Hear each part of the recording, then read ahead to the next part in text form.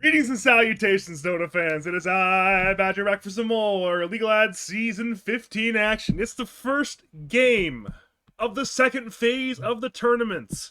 It is what we are calling Stage 2. We have finished the normal group stage. We move on to Phase 2. So now you play teams from whatever pod you finished in. For example, if you finished third place in your group, you play the third place teams. Both of these teams on your screen right now, they're the best of the best. They both finished first in their groups. These are not bums. These are not just some guy walking up like, "Hey guys, I'm just some noob." No, we got washed up from Cuba, who won the Ring of Aquila group, going 8-4. They're taking on, of course, a very strong group stage team so far. It's Marana's Moonlit Marauders M3. They went 10-2 in what is, in my opinion, the strongest group. So off of that metric alone, then they would be the favorites in this series. But both these teams, they are here to play. There are not bums. There are not noobs.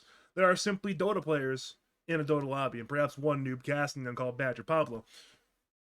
Breaking down the teams a little further, though. So Marana's Moonlit Marauders is a team that, again, I mentioned their group. They were in the Iron Talon group, which had some strong team. I mean, this is a group that had Royal Star finish 6th place in it. That's a strong team. Again, you had the KU stack in there. You had the Fume Hob stack in there. You had Polar Ass in there. You know, Dads I like to frolic with, they had a strong showing too in the group stage. So that's a strong group. And they came out 10-2. For Washed Up from Cuba, aka Cuban Extraction Team, it was not so easy. It came down to the very last day of their group stage, in which Tiananmen Square Deniers had a win and in scenario where if they won one of two games, they will get the number one seed. But Shane and company, they were watching with great anticipation as the Funny Zone pulled the huge upset 1-2-0 against the better ranked team, then helping this Cuban Extraction team get the number one seed in their group. So yeah, one team in truly dominant form, another team gets into this game the very last breath in that sense. The Dire team, of course. I mean, if you're a fan of lads over the last what, 4, maybe 5 seasons probably now at this point, these are some very, very familiar names to you. This is a team that, man for man, made the lads grand finals. I believe it was season number 11 they made the grand finals. They made top 4 another season. They've been very, very consistently good. The headline player, of course, is Mr. Lens, the mid laner out of Cuba, currently not actually playing in Cuba. He's playing, I believe, out of Mexico City. So if you check the ping here, if we check the ping status, oh God, which one is he? Which one is he? There he is, Mr. Lens. Notice he has 77 ping. Look how small that ping number is. This is a man who is used to playing on 200% ping, bit of packet loss here and there. This is a man who's got a lot of ping normally. Now he's playing on pings in the 70s. 70s. So that's a huge upgrade there for Mr. Lens. Of course, alongside him, you have perhaps the second most interesting support player in the league in Reed, who, aka Choppa, he'll be tagged up as in game. Absolute ball over player. Plays really weird heroes. Plays those weird heroes really well. If you look at the bans here, a number of those Reed heroes ended up being banned out. Notably, the Magnus was banned out. Alongside them, of course, you have some very solid players alongside it. You have FN, who is particularly notable, Flying Nightmare, who's particularly notable for his Titan play and his Huskar play, but it's a solid carry otherwise. You've got Diesel, solid offlaner there, and you have Shane, longtime captain of many different amateur leagues, back again after a hiatus. Great to see him back. On the Radiant side, those Marana's Moonlit Marauders, who are one of the higher MMR teams in the league this season. I believe they do actually have a stand-in tonight, unfortunately, so they don't have their full normal roster they would ordinarily be bringing to the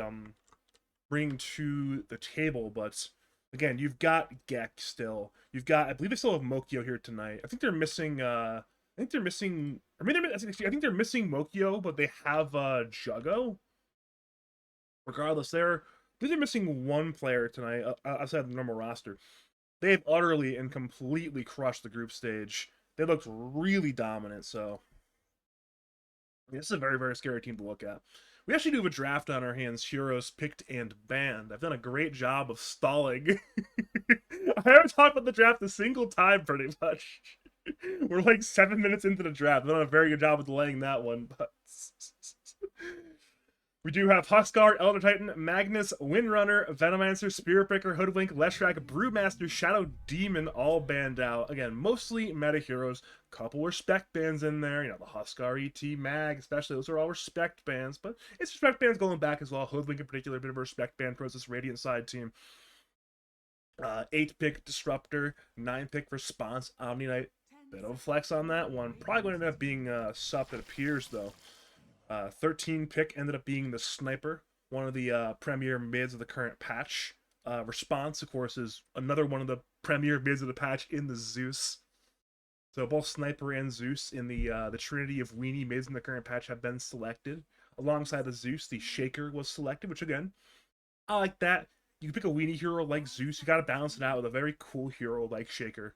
Blinking and slamming, all that great stuff right there. Response to the Shaker, of course, was Night Stalker and Chen. Chempic, we haven't seen a bit more in lads as of recently. A couple players have been playing it a lot this season. In response to Chen is the Lifestealer. Lifestealer, I believe Lifestealer is getting a little bit less play than he was at the beginning of the patch, but he's still, without a doubt, one of the premier carries of the patch. Perhaps still the best carry in the patch. I'm not like super up to date on the exact pick metrics in power rankings of the modern carry in the meta, but Lifestealer is certainly among them. Wouldn't be all that shocked this game if Lifestealer goes for a relatively early Aghanim Scepter. Or perhaps a relatively early BKB. Again, you play an ideal Lifestealer game, you're not necessarily buying a BKB, you're probably holding the Ags for later, but in a game like this, you probably want to buy one of the two on the earlier end. Possibly the BKB for a Blink Nightstalker counter. We shall see. Regardless, we are at the last phase of bans right now. Templar Assassin, Centaur Warrunner, Slardar. All banned out. 5 seconds remaining. I'm being told by Matt here we have two stand-ins, so it's not just Mokio. I was correct that Mokio is out, but they're missing both Mokio and one of the three Nefs involved in the league, Nephilim Elohim. So they have some replacements coming on in. I see Bungus, nice. I see legendary Dota gamer Bungus, of course, who is on another team. He's on, I believe, the dads I like to frolic with team, and they have Don't Flame, and I don't actually know who Don't, or either Don't Flame or this Chinese characters guy. I believe it's. I'm not sure which one's a stand-in, which one is which one's Juggo, to be honest. But one of them's Juggo, one of them's a stand-in. On top of the Lifestealer, we see Luna banned out, Primal Beast, the final pick, the 23 pick, the penultimate pick of the draft, the final one for the Radiant side at that. And now we move from penultimates to ultimates. We have a good bit of reserve time still for Shane. He can cook on what will likely be the carry selection, but it could be a mid still. I know FN has played carry sniper in the past. You generally do see it played in the middle lane nowadays, but again, it can be played carry, I'm quite sure. I don't think I would personally draft it that way, but Shane is a better drafter than I am, so if he thinks it's a good idea, it's probably a good idea.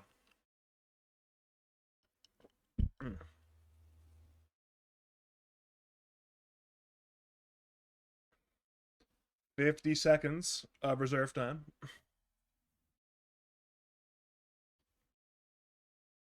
I don't really want to say things, to be honest. I don't really want to speculate because I'm a little bit lost with the way that Shane drafts sometimes. Oh yeah! Speaking of broken, disgusting meta heroes, it's Bristleback. That's the best carry in Dota. There it is. I was talking about Lifestealer being the best carry in Dota. I just forgot Bristleback existed. That's the best carry in Dota. I honestly kind of assumed he was banned because he just wasn't picked. I kind of forgot about him. I feel like you don't see him all that much anymore because he's just banned out so often. He's just here now.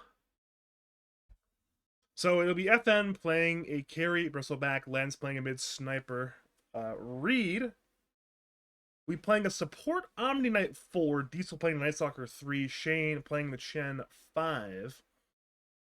Over on the other side of things, we have Juggle playing a carry, a Lifestealer Gek on a mid Zeus Bungus. One stand-in playing the off-lane PB. Don't Flame. The Shaker playing another stand-in playing support Shaker, and then Pluto playing a support Disruptor. Should be a relatively interesting game here. We have a lot of up-tempo heroes, a lot of timing window-based heroes, so there, without a doubt, will be some action. I'm gonna pencil in minute 22 for when like the action really heats up. Maybe we'll get like 1 or 2 brawls before that, but we'll have some real big fights after about minute 22. Big time we want to look at, of course, is Bristleback hitting Ags plus Ag Shard.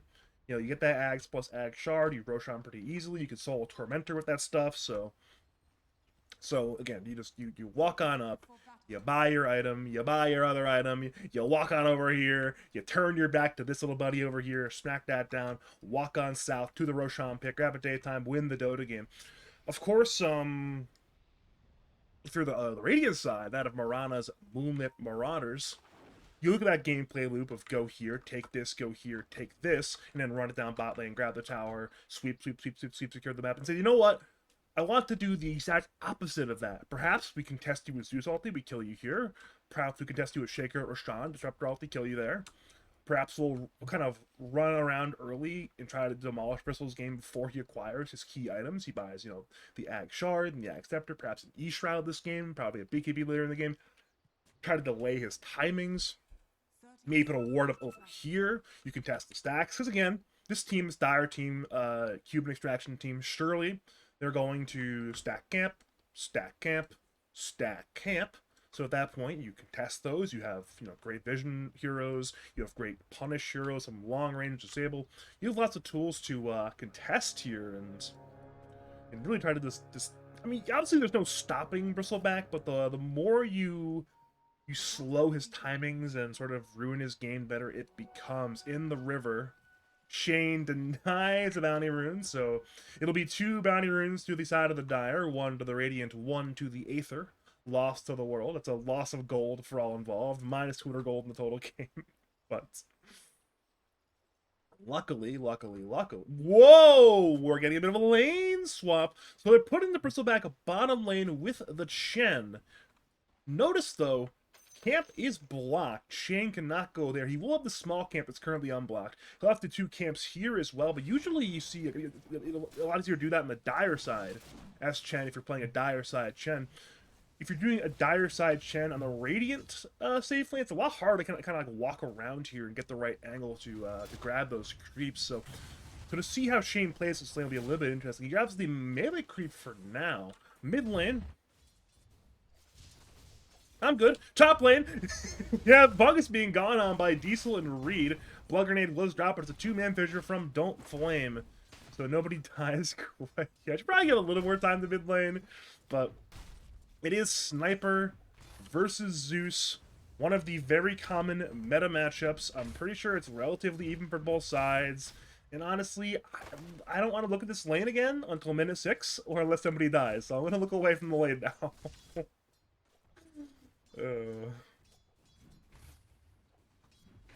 This top lane appears to be where the fun has started with so far. And lots of spells being thrown out. You have 4 melee heroes. Usually when you have these 4 melee hero lanes, something fun happens. Because a lot of times these melee subs, they like to brawl. They like to get involved nice and early. I mean, you think about these melee subs, Shaker, Treant, Abaddon, Undying. You know, they all like to get involved early. I mean, in this case, the Omni Knights. They like to get involved early. Up close and personal. Get involved in the brawling. And we're seeing a little bit of it right now, but other than that one larger attempt over here, nothing too significant.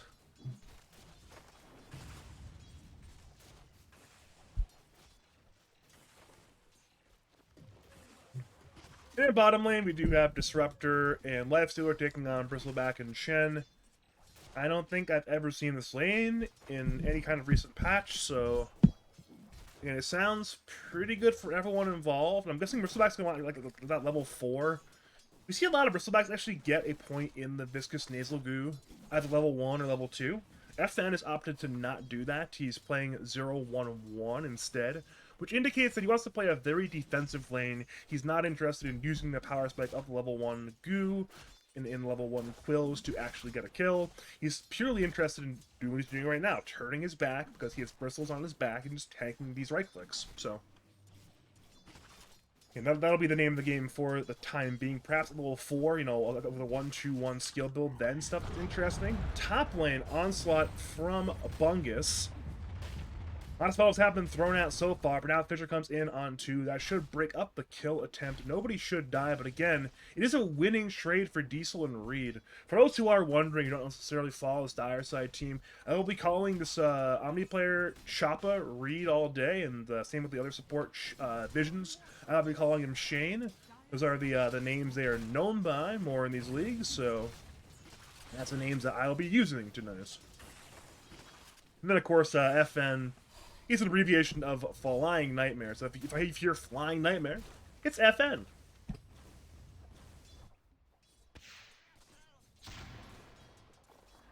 I did say I wasn't going to look at mid again until minute 6.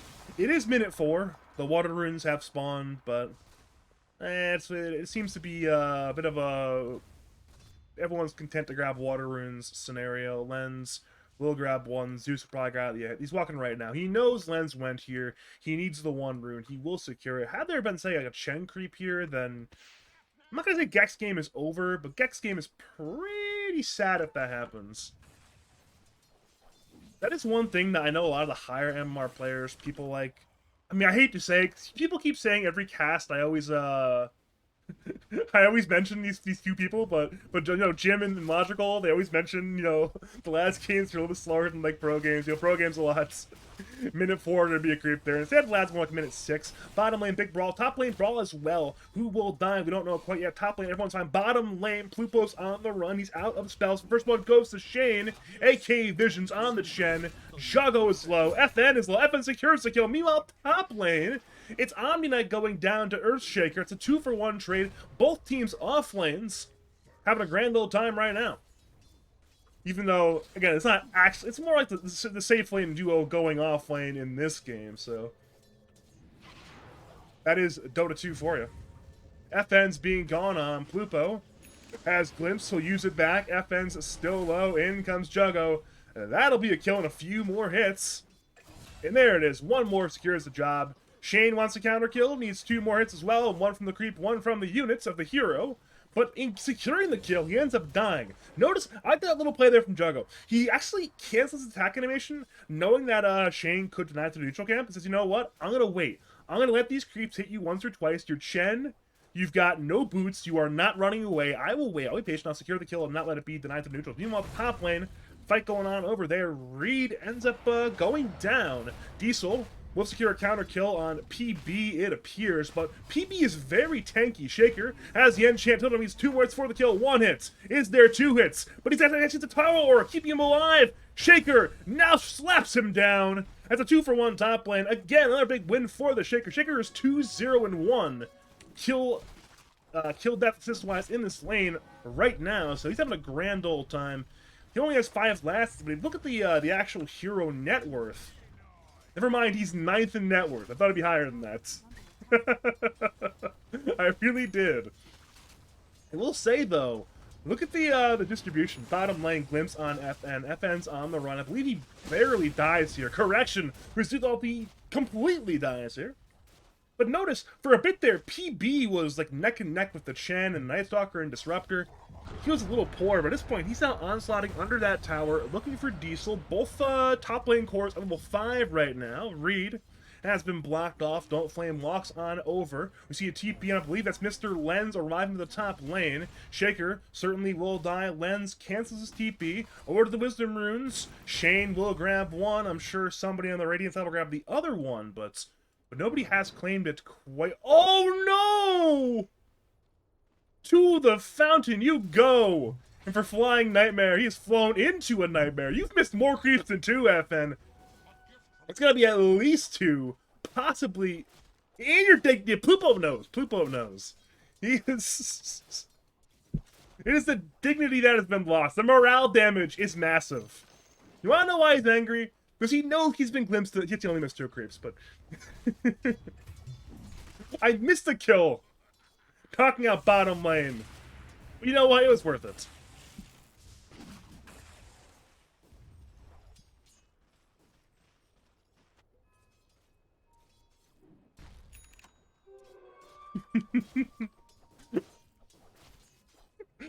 Oh, that's a rotation. That's Mr. Lens through the river. It's a minute 8 invis rune.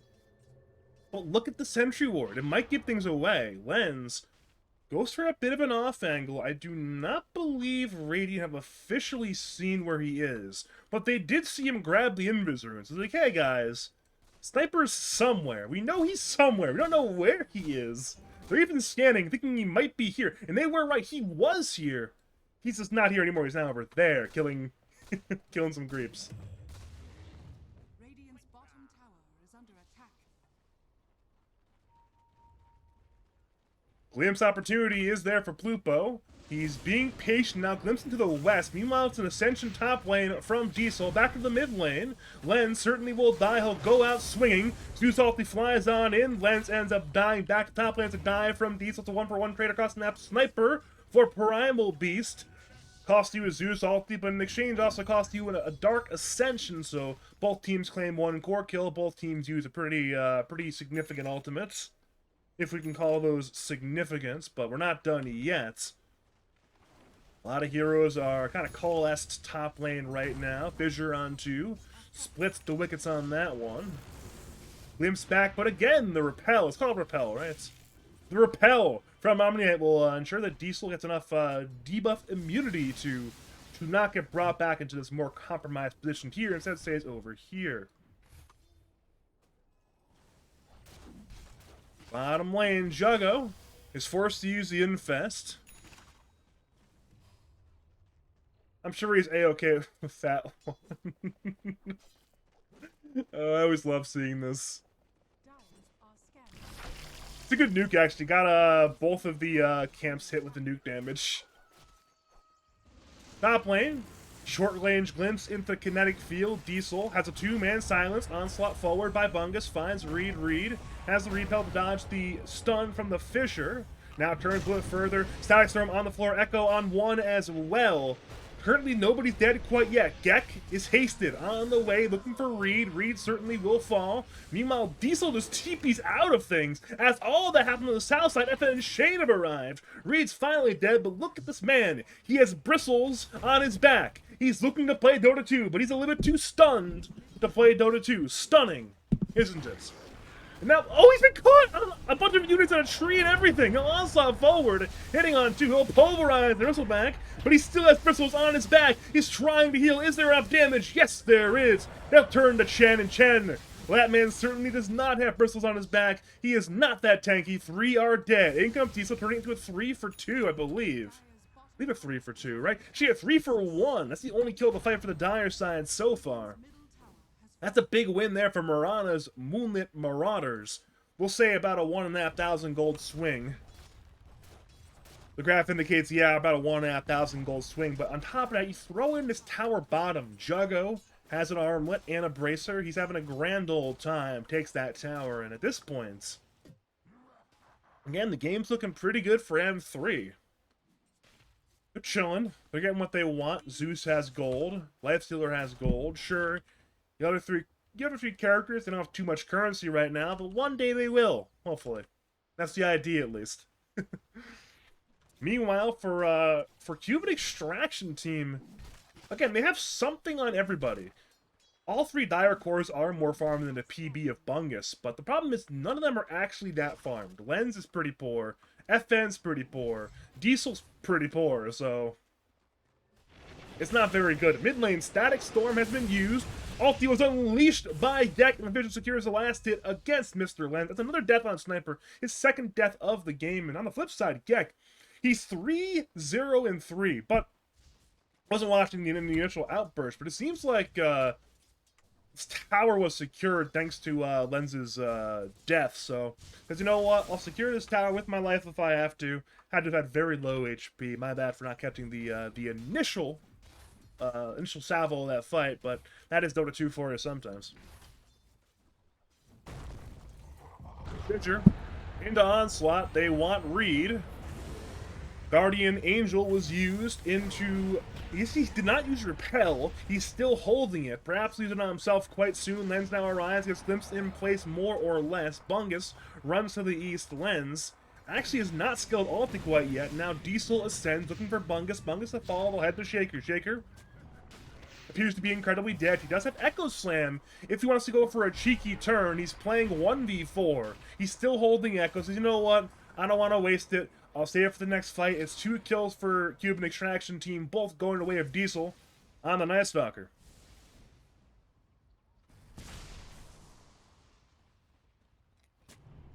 You know what we need? We need like a Badger Lads Cast bingo card. That's what we need. I think... Yeah, I'm kind of formulaic with some of the things I say, some of the phrases I use, certain anecdote structures. You could probably make a real accurate bingo card really easily.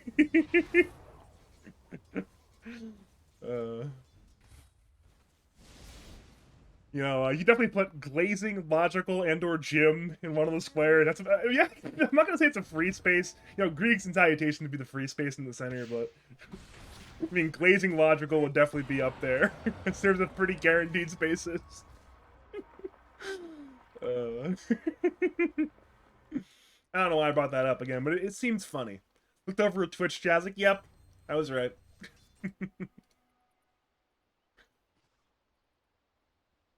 In a sense, though, there's layers, because I was right that they were right, so I guess everybody's right today.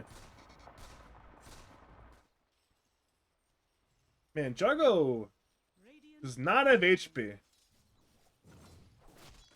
He does not have HP right now. He needs to be a little bit careful. Should be fine, but that's a very low amount of HP to be playing on. Seems like he's going for the meta standard armlet into Radiance build you see, you know, very, very often on the modern Lifestealer carry.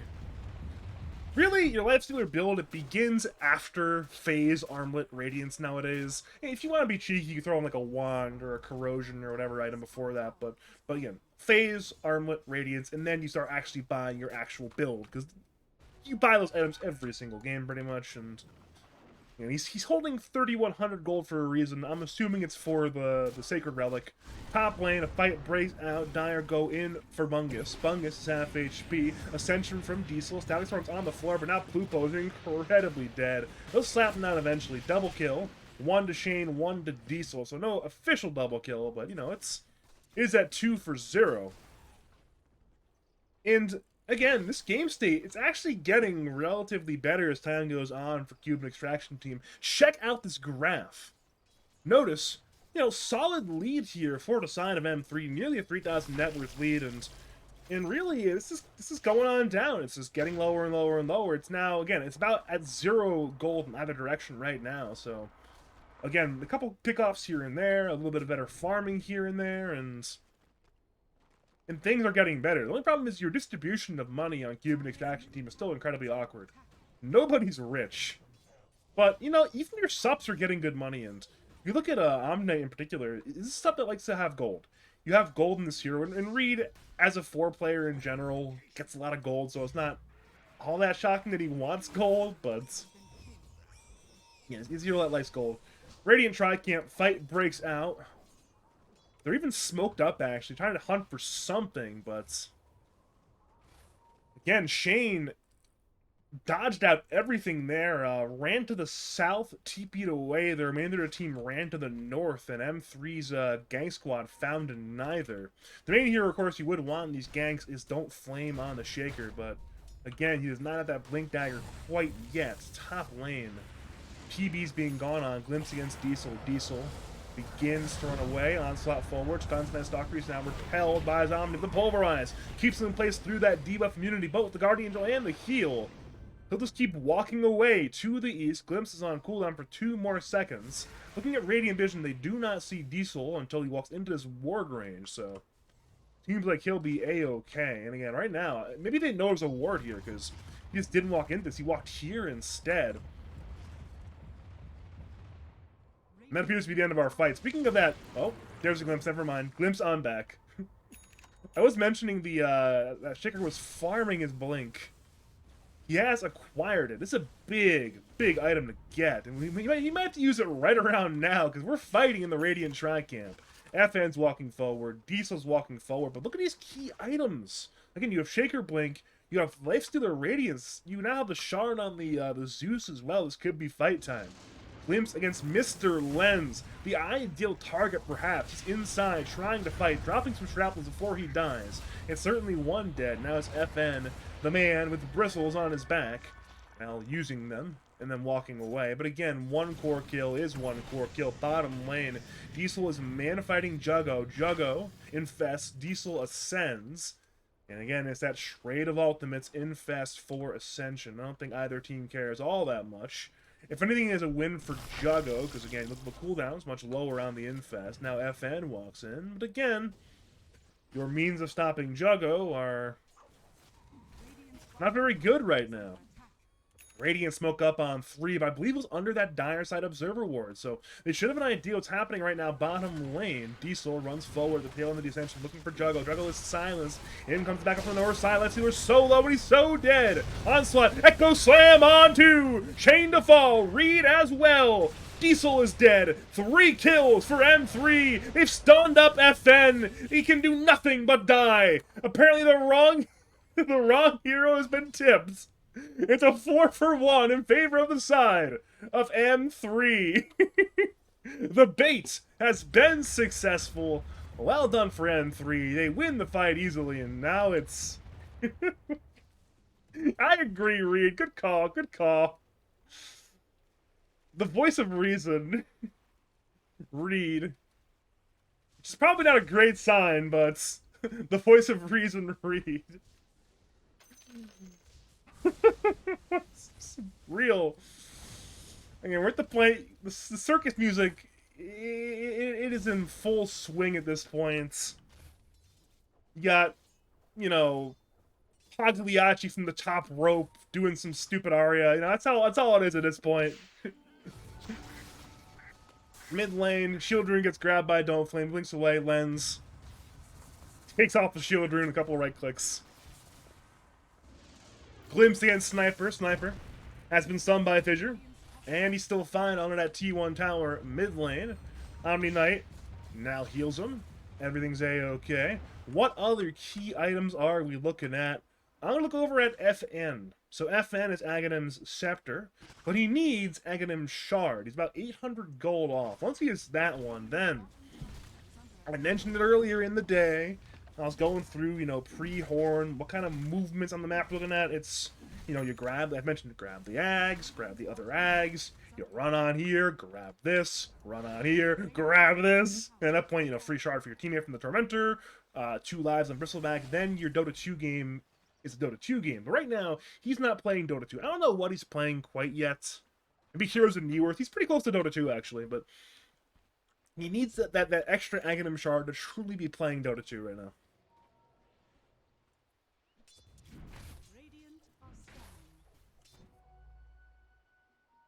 So, speaking of items, we do have a Manta on Gek. You see this exact build a lot. Every level of Dota, I believe. Again, it's very standard. Arcanes, into Phylactery, into Shard, into Manta. I call it a mixed build. It's not really a mixed build. It's just Phylactery and then all physical after that, pretty much nowadays. You'll see some Zeuses mix things up. Get a Kaya, get an Aghanim Scepter sometimes, but again, this is very meta standard. Manta into Hurricane Pike, and whatever right-clicker item he'll go for after that. Maybe a Conda, potentially. We'll see. But, yeah. Yeah, it's a sort of mixed magic-style right-clicker for those who don't follow these things, but that's how it goes. Glimpse onto FN just to secure the illusion rune for Gek, and oh boy, I mean, usually his teams call it M3. It might just be M5 with the Manta illusions and the illusion rune illusions. So at that point, you throw it on here, illusions, you fight around those. And Roshan has not been attempted yet, and I mean, it makes sense how Roshan has not been attempted.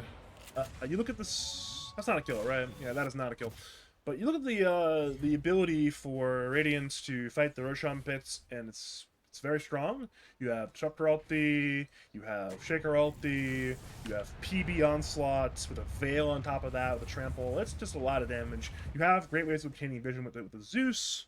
So really, if you want to secure a Roshan, you probably need a little something first, and that could be this fight. Radiant are smoked, Dire are smoked, both teams are smoked. Dire scan, they hit it on PB, PB walks to the northwest, so seems like the Dire smoke will miss. The Radiant smoke, though, runs into Diesel. The execution here is a little bit tight, but it's certainly doable if Pluto hits his spells. Looking at Radiant Vision, they only see one. Looking at Dire Vision, they see absolutely nothing. Now Lifestealer TPs from bot lane to mid lane. Both teams have a possible 4v1 here. Mid lane, Lens forces out the Rage and then hits the tower. Top lane, they did not go in for Diesel again. They were a little bit wary. At the time, they only saw one hero being that Night Stalker, said, you know what? Could be a bait. They could be here. They could be here. They could... I mean, not here at this point next to this ward from Plupo, but again, dangerous territory to be in for the side of M3, so it's understandable why they didn't go. But now mid lane, Fissure on Mr. Lens. Ulti's been dropped by the Zeus. Counter ulti from Shane. Lens tries to fight inside all of his Omni-Knight buffs. It's kind of working. Problem is the buffs have ended. And now he's going to die. He brings down people before he dies. One more Fissure. This time's fantastic on 3 once again. Lens is still fighting. He's still alive. They cannot finish the sniper. He's finally dead, but it's a 2-for-1 trade. And Juggo ends up dying. What great team play from Cuban Extraction team. And they've extracted the team fight victory mid lane. Shaker blinks away at the very moment. Now Diesel dies to tier 4 towers. Goodbye, Don't Flame. A 4-for-1 team fight rout for the Cuban Extraction team, and it looked so bad. Sniper had been caught in the wrong spot, took so much damage, but between the Chen heal, and the Omni heal, and the Omni Guardian, and the Omni Repel, they just keep him alive. Diesel, I'm not quite sure what he was thinking on that one. I wasn't actually watching it, but from the minimap, I was like, wait, why is he doing this? He dives tier 4, he's looking for Gek. Gek didn't really even use that much in terms of items and spells. And Diesel just dies. But again, it's an overall win there. It's a 4-for-2. If you combine all the fight here and the stuff over here. On top of that, getting the 4 kills, you also get that middle tier 2 tower. So again, nice little win there. Nice little win there for the side of Cuban Extraction team. And again, that big Roshan objective will be what we're looking at. It's top side Roshan now for the next 4.5 minutes, which, again, we see a little bit of movement to the northwest right now towards that corner of the map by the side of M3. If they can get a pick off, they can certainly head into Roshan. Lens is getting hunted. They know he's in there somewhere. They see a courier. Onslaught plus Fissure, both stunned. Lens will force step away, but he's glimpsed back into what will be a certain death. Static Storm was used just for good measure. Gek secures the kill, and we know what time it is. Never mind, we don't know what time it is, because they're going for the tier 2 tower top lane instead. On the north side, Diesel is set up with a bit of an angle, but it's a hard angle to fight with. FN runs in from the southeast. Tower's getting hit by Juggo. Diesel scouts Bungus and the Gek Illusion. Now the Gek Illusions spot Diesel. The tower remains alive. Notice both teams are playing their vision, which means Radiant are way up here to the north of the tier 2 tower. Dire to the south. More wards get dropped. Bungus walks in. FN walks in. Juggo rages, hits, kills the tower, and infests a Dire-sided creep. He now begins to run away. It's clean retreat time. Perhaps it's not clean retreat time. We'll see. Glimpse.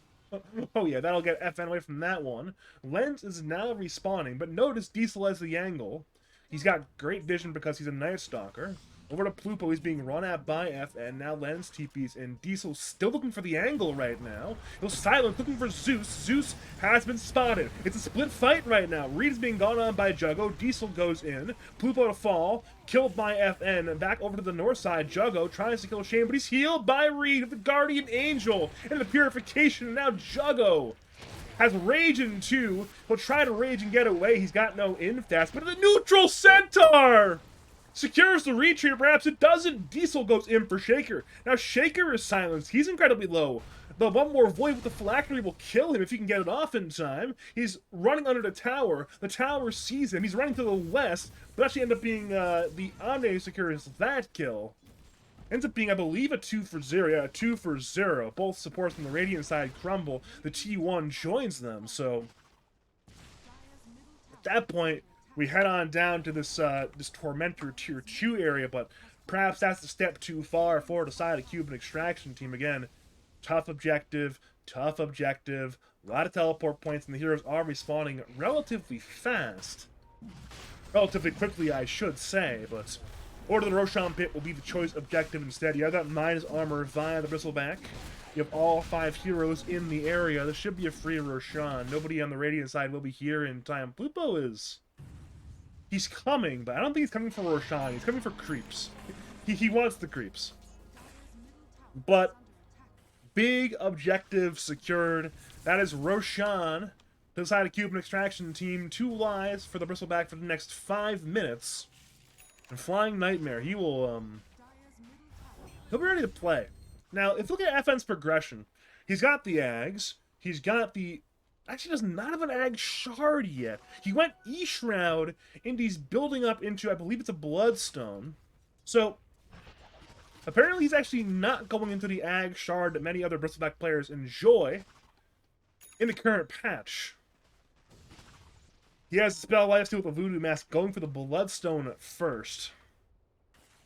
A bold decision from FN, but FN likes his bold decision item builds. Radiant Tormentor time, it appears. And Radiant Tormentor time it is. Free shard to... Wait, what? It goes to Juggo on the Lifestealer.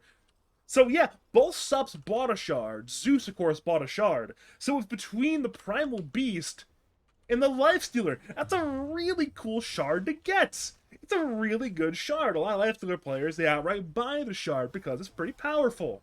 But you know what? You know what's better than buying an Aghanim shard on carry? Getting it for free. Jug has to be over the moon right now. Like, thanks, guys. Thanks for the free shard. And Twitch chat is really against Gek today. I don't know what exactly Gek did to make them all all against him, but man, there's a lot of anti-Gek posting in the chat right now.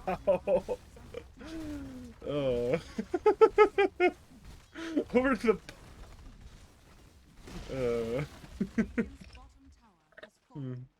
can't stop laughing. Gonna pour some more water. 1 second.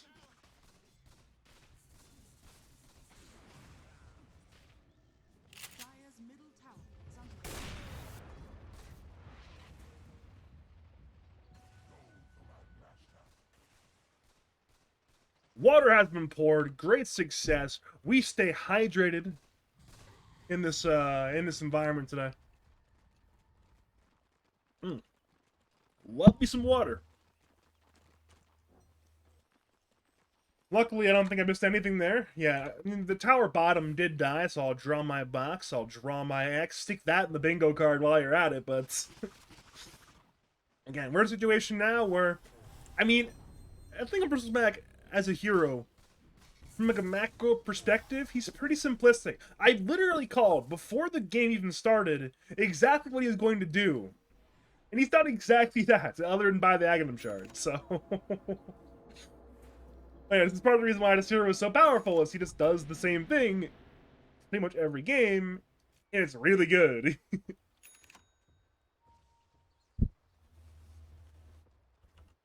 Again, you look at this guy, right? So he's got bristles on his back, and he has 2 lives and a bloodstone. He's not dying until he wants to die, more or less. I don't even know exactly what this is, but it is happening. I'd call it a tower siege, but it's not actually doing damage.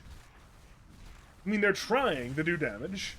Eventually the creeps will arrive, and when the creeps arrive, then, wow, you actually can do damage. The back door has been lost. Meanwhile, bottom lane, Bungus has been spotted by Diesel. Blink silence from the Night Stalker. He's holding Ascension for the time being. Bungus now gets ascended on. He'll BKB and TP. It will be successful. Lens TP back as well. So now if you're Shane, FN Reed, it's time to skedaddle and get away. Problem for Reed. He's a long TP, but he's immune to spells! He's immune to spells! Oh man, I mean, he stunned him. At least he tried to stun him, but alas, you have Repel again, so all is well for Reed. We saw a little bit of a Tormentor take as well. I should rephrase. It was a Tormentor attempt, because it wasn't taken. It's still alive. It's not dead. It's still A-okay. Happy day for the Tormentor, of course. But eventually this guy right here, the man with bristles on his back, he'll walk on up, say, all right, guys, here's how a real professional does this. He'll secure that, and at that point, it'll be another free shard. Who on Dire doesn't have a shard right now? So it's Bristleback, and it's Shen.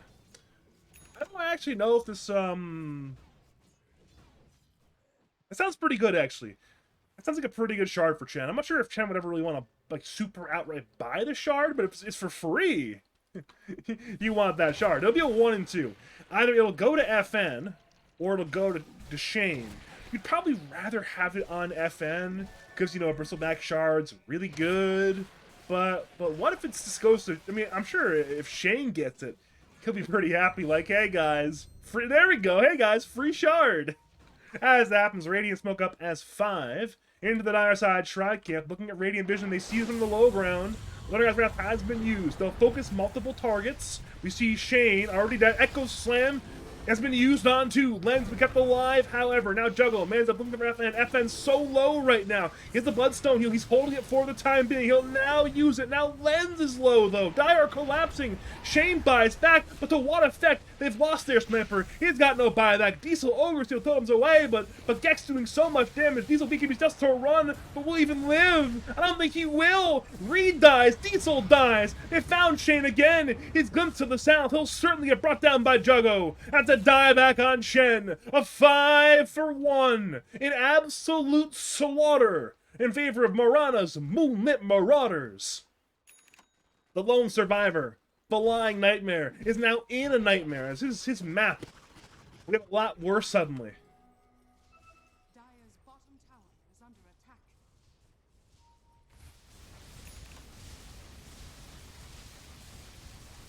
The one good thing is FN was there. He did cut, I think, 2 waves over in this neck of the woods. Ended up going top lane, which means this tower bottom will not end up dying. We'll keep it alive, which means instead that Radiant forced to go mid lane. There is a tower here as well, and unlike a bottom lane, there were... I guess bottom lane does have creeps now, but at this point, you're running on down, you grab this tower. Should be relatively free. Yeah, too much damage from Juggo. Tower secured. It's the 5th tower now grabbed by Morana's Moonlit Marauders. It's a relatively even tower game. Radiant have lost 6 towers. Dire have lost 5. So again, Cuban Extraction team only up by 1 tower right now. Despite being up by 1 tower, they're down by 4 kills. And more importantly, they're down by a lot of XP and a lot of gold. 7,000 gold, about the same in XP, I'm sure. I don't really know how the XP number works here. I mean, it's like an average XP? Total XP? I don't really know, to be honest. I don't really care. But actually, I do care, but I'm being coy about it. Regardless, we are back to farming. Roshan could be alive, and any time now, but when will he be alive? Oh, that's a long Roshan respawn timer. Just over, a hair over 2 minutes. And at that point, I guess plenty of time for Cuban Extraction team to smoke on up, head on over to the top area of the map. Looking at Dire Vision, they see very, very little, but they're running on over as a team. You know, apes together, strong one might say. They head to Roshan, knowing Roshan can be alive. Now, at this point, both teams are aware where both teams are. Bungus gets gone on by FN, finally got this use for vision by Gek. Static Storm silences FN, but FN is purged and given immunity by Reed. FN now runs forward. He's very powerful. Ulti from Sniper onto Shaker. Shaker's trying to run away. He's forced away by his teammate, I do believe. And now Shaker gets a blink off. Diesel's BKB will end. FN gets glimpsed way to the north side. Diesel is still disrupting Shaker, ensuring that he can't get his Echo Slam off properly.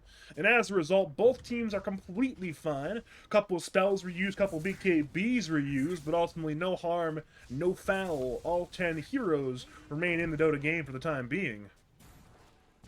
And now to smoke up on 4, knowing there are a couple of key BKBs on cooldown, most notably Diesel's, who's on cooldown. They see Lens. Lens has his BKB, he'll use it. He turns on Shaker, he turns on PB. PB goes for the BKB ult, the end against Mr. Lens. Fisher on 2 is fantastic from Don't Flame. Lens is still man-fighting though. He's so strong! He's so strong! This tile is from Diesel! It's time to collapse for M3 to appear. Juggo kills an our back lines. He wants Shane. Bungus is already dead though, and Shane's still alive! Juggo! He's so powerful, but simultaneously so weak! He finally kills somebody, but his BKB will end soon. He infests inside the Ancient Creep. It's chaos. Diesel disrupts Gek. Diesel's incredibly low. He'll end up going down to Juggo. Juggo, now he's strong. He's finally found the angle of a team fight. He'll bring down Mr. Lens. Triple kill for Juggo. He had Serene. He'll be invis. He'll TP away Shaker. Will not cancel it in time, but more importantly, FN is on an island playing in a 1v4 team fight. He's so powerful, but much like Juggo earlier, what could he possibly do? He's being kited around. He's stunned. He's so stunned. He's slowed and he's stunned. He's caught in the kinetic field. He'll pop his everything, but his everything is doing nothing.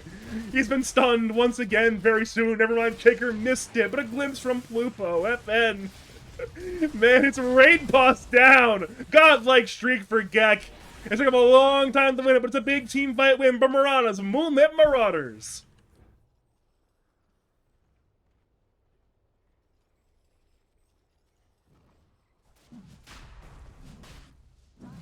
And here we go. Into the Roshan pit we go. Second Roshan of the game, Aegis and Cheese. The old classic items there.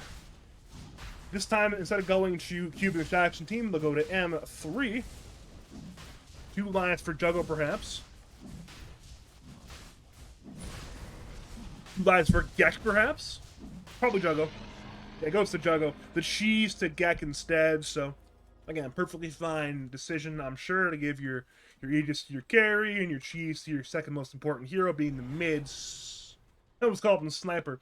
He's actually a Zeus, but...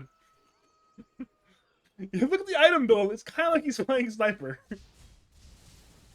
Like, if you said, hey, these Zeus's items, Manta, Hurricane Pike, Phylactery, Octarine, Hyperstun, I'd be like, yeah, that's a 3k Sniper player.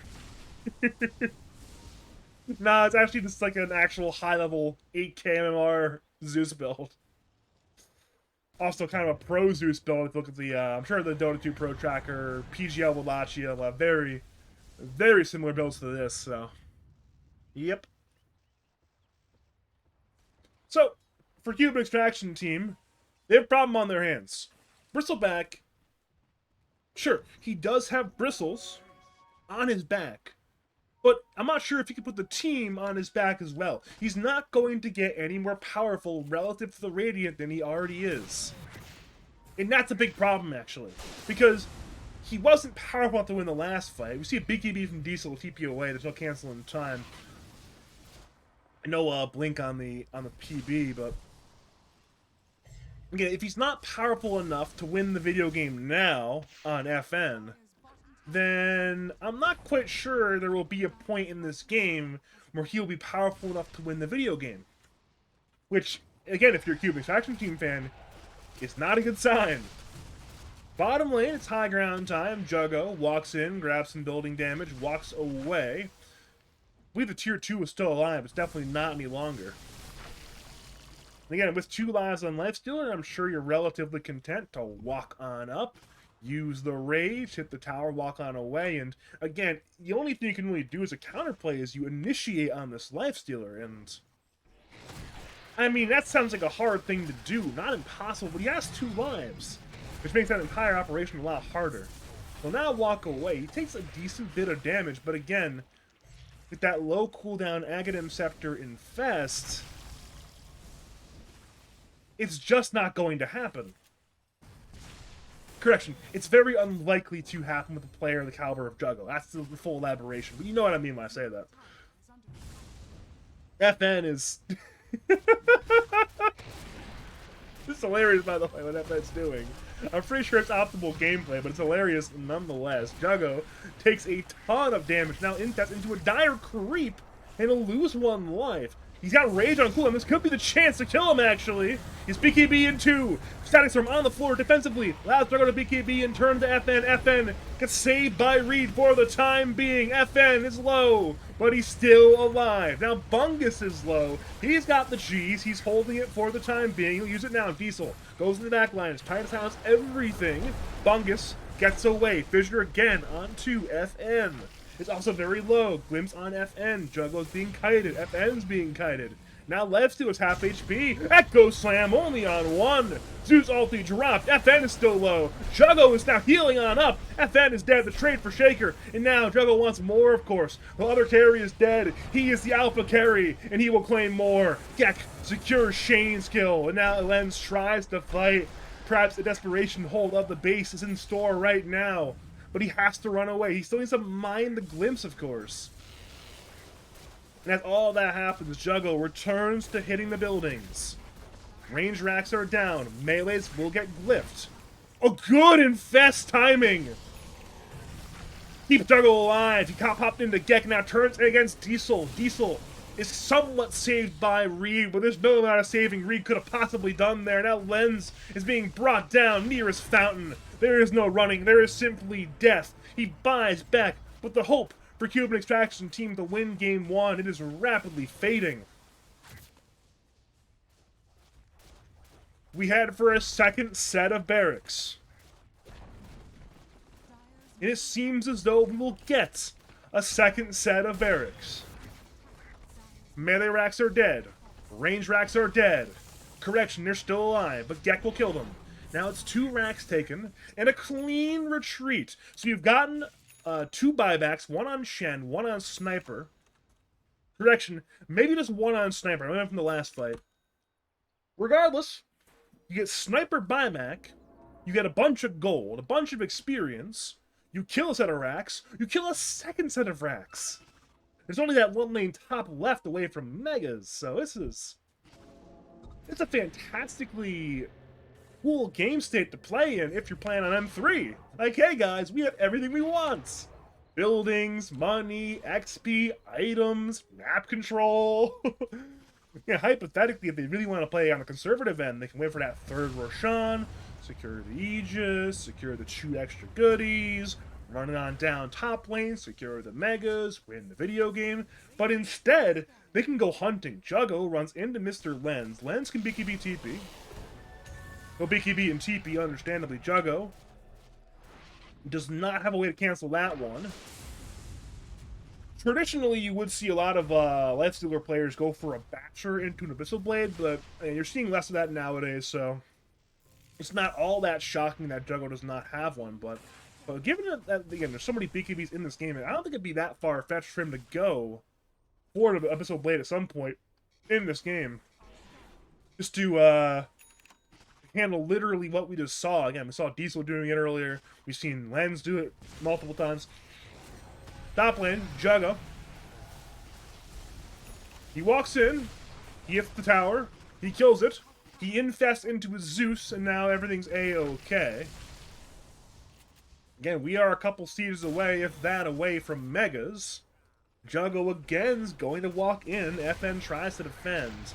Range racks are not healthy. Diesel jumped into the backline, is trying to stop the Static Storm. Static Storm will actually be there in the fight. He lived on Plupo. It's a 1-for-1 trade. That's a morale killer, if nothing else. Infest into Bungus keeps him alive. Fissure onto the cores have been kited once again. And again, I don't know. This game, it's feeling real over. Mantha dodge from Gek. Onslaught forward by Bungus. He wants FN. FN saved by the Omni Knight. Juggo wants Megas. He's using his BKB just to get the Megas, and he will do so. The TP will not work, though. So it is some gold going back. He died for the cause, one might say. Megas have been secured. Perhaps could have went for an infest play, but opted for the TP, and it did not work. So again, at least if you are Cuban extract... Wait, that's 3,000 gold? So I got 3,000 gold... What the... They got 3,000 gold back for killing Juggo, but 3,000 gold, you cannot buy buildings. You can't say, hello, Mr. Construction Company, I'd like to spend 5,000 gold to buy more barracks. No, they're on vacation, they can't get here, they lack the materials, supply chain issue, they cannot rebuild the barracks. Therefore, these megas, they will be permanent. Which, I mean, it's not good. It's not the end of the world. Dire do have somewhat okay creep kill, but again, it's a sign of a very bad game state in the Dota game right now. They'll try to run it down the mid lane right now, trying to go in for perhaps forcing a buyback from Lifestealer. Little do they know, Lifestealer does not have buyback. Onslaught from Fungus goes towards FN. FN is kept alive by Reed, or perhaps not actually. FN! They'll now heal with Bloodstone, but that's a lot of damage. We see the Aghanim Scepter on Reed allows him to stay in the base, hit these creeps, and have a global Guardian Angel. And again, they know Lifestealer is respawning. They're like, you know what? I don't know what we're gonna do, but walking up here apparently is not the play when Lifestealer is respawning. So we'll walk on away, perhaps look for a Rapier on Lens. That appears to be the obvious play, as obvious as the play can be. He is 600 gold from the Rapier. Once you have that one, maybe this game is a little more playable. I think he needs Satanic as well, though. I think if he just suddenly had a Satanic and Rapier, he would be able to play this Dota game very easily, but he lacks the sustain. Right now, his sustainers are reliant on his subs. So relies on the Omni Knight and relies on the Chen. But, again, at a certain point, their spells are on cooldown. Again, there's only so many heals you have. You have Hand of God, sure, and the Lockets, and the Omni Heal, and the Omni Guardian Angel, but eventually you use all of that, and Sniper still needs more, so I don't know. Maybe just a casual Morbid Mask might be enough, unironically. Maybe sell Treads, get casual Morbid Mask. I don't know. He'll probably not do that. Morbid Mask is not that much lifesteal, so instead, he'll keep the Treads until he has full Satanic. As that happens, Roshan's taken. That's 3 items. The Aegis to Cheese and the Aghanim's Scepter. Aegis to Juggo. Cheese to... Where is it? Where is it? Where is it? Where is it? Where is it? I don't see it. It's on Shaker. And the Aghanim Scepter to Gek. So he'll have that Nimbus for the last fight. So they distribute the items to 3 different heroes. They're being a little... Oh, that's the PB rather than Shaker, but they're moving it on around, and they're making sure they're ready for what will probably end up being the final fight of the game. Now, there is that Rapier factor. There could be a bit of a miracle, potentially. Again, if you want to build a miracle, this is how it would start. You would get the Rapier on Sniper. And then, again, for both teams, the gameplay is super obvious. Kill this guy if you're Radiance. Ensure he does not die if you're Dire. Alternatively, you can go for Throne, but honestly, this dude is like a turret. He's beyond a turret. He's got an ion cannon. You are not actually killing this base without killing this Sniper. Now, how are you going to do that? I don't know. Spells, hexes, I don't know. I'm not entirely sure how they're going to do that, but they'll have to find some kind of angle. Again, you have the Nullifier on Juggo, you have a Hex on Gek, Bloodthorn on Gek. Maybe if they have a Pulverize in there somewhere. It's one of those situations where the way I'm viewing it possibly is like a 2-pronged team fight, where maybe like, you know, if PB had a blink, maybe like PB can go for an off-angle blink, and then Onslaught go on sups, and as you do that, everybody throws everything at the Sniper hero, as like say the Omni Knight's distracted, but I mean, that's a lot easier said than done. Maybe Shaker does it instead. He's the one that goes in and drops things in the backlines. He's been doing that pretty well this game, dropping fissures in the middle of team fights. But I mean, like, again, you have to catch Omni Knights. You probably want to catch the Chen as well, but you definitely have to catch Omni Knights on the initiation. And if Omni Knight cannot save the Sniper, then you throw everything at him. Hope he has some BKB in time. But even if he does, you man-fight him all the damage. And yeah, we'll see. We'll see what happens here. We'll see if M3 can finish their final fight when they need to win the game.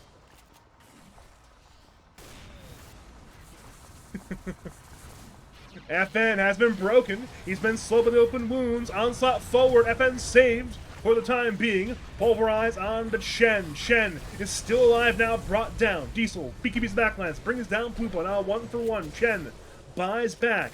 Shaker has fallen. And now Juggo's isolated. There's too much damage. He's lost 1 life. Gek Hex the sniper, but at the wrong time. The Hex did nothing. He'll turn again to Juggo. Dire protection. They have protection. They have the detection. They bring him down. He's dead. No buyback for 100 seconds. A big, unbelievably critical teamfight win has occurred for the Cuban extraction team, and Diesel's hunting for more. Looking at Dire vision. I believe he sees them. He does. He'll go in for Fungus. Meanwhile, FN goes in for Gek, so they're splitting their attention. They'll now return to Gek. Onslaught zones away FN. They'll turn to PB instead. Note, PB has 5k HP and a cheese. They'll once again turn to Gek. They can't kill anything. Pulverize on Diesel. Diesel's taking moderate damage. FN turns to Bungus. A Bristle Blade forward by the Bristleback. He'll pop the... I think he tried to use Bristleback. I'm not sure if it worked or not. I think the Hex cancels that, but regardless, they are struggling to kill PB. They're struggling to kill Zeus, and note the respawn times. Plupo in 10, Don't Flame in 9, they'll be back, and again, sure you win the fight, but it actually doesn't mean anything. You win the fight, you get gold, it's a morale victory, certainly, but until you acquire a Satanic on Sniper, you probably can't just run it down into this base, I don't think. So, we return to basically the exact same game state we were just in, where it made it a little bit better now for Cuban extraction team than it was 3 minutes ago, but again, fundamentally, they're stuck in their base. Sniper is playing as some kind of rapid-fire artillery. Bristleback some kind of brick. Rest of the team, they play support to the brick, they play support to the cannon. And that's all you can do at this point. You do that. Which means... oh no, I know what this means. So because you didn't end the game with the Aegis, this game's going to go for a while. It's going to probably go until minute 60, possibly longer for that 4th Roshan. Oh no.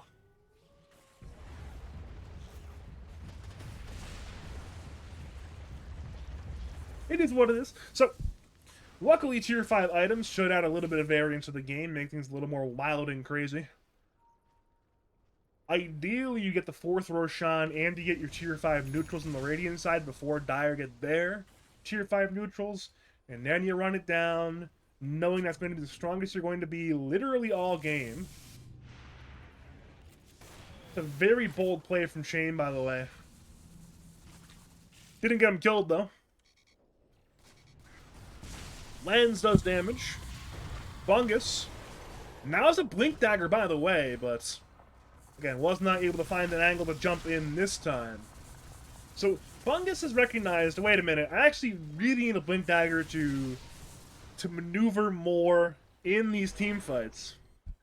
And we are paused. We are paused.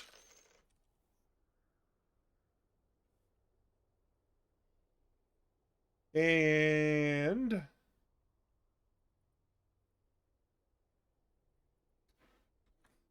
apparently somebody's cleaning up after dogs, so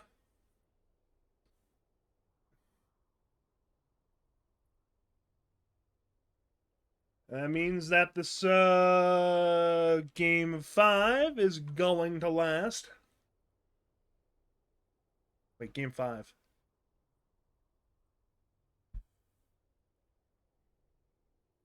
Game 1 is going to last a little bit longer. Ugh.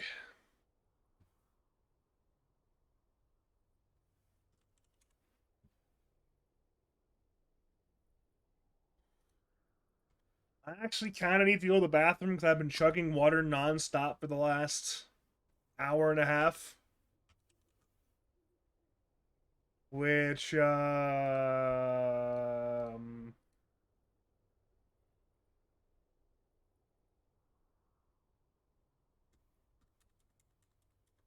It's never great. But luckily, the Dota game will resume. And then there will be Dota 2 on your screen and Dota 2 on my screen and my voice in your ears, and hopefully something good will happen.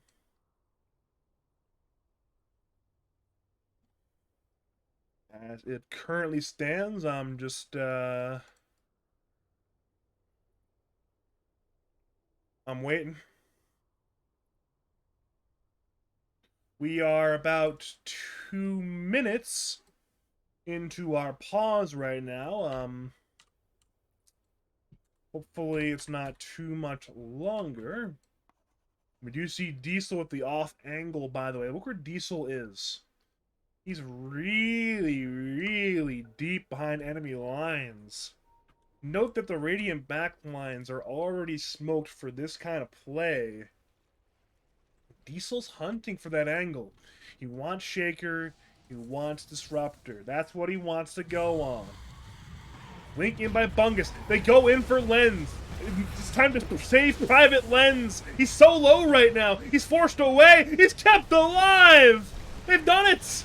And now Lens looks to turn Infest into the chat. Echo Slam! It's on 3! They want the sniper, but he's still alive! Concussive Grenade's back! He's still fighting, but he's still stunned, but he's still fighting! They finally got him! But no, he's in this! No detection, no detection, no detection! They can't kill him!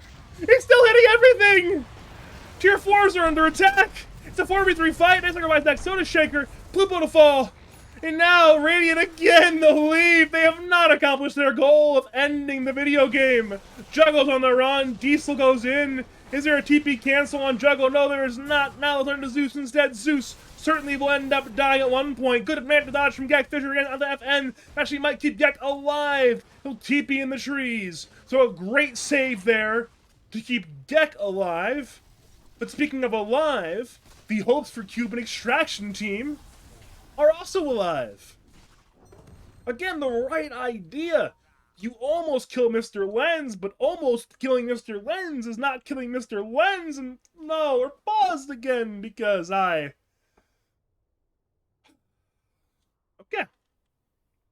We're paused again. So,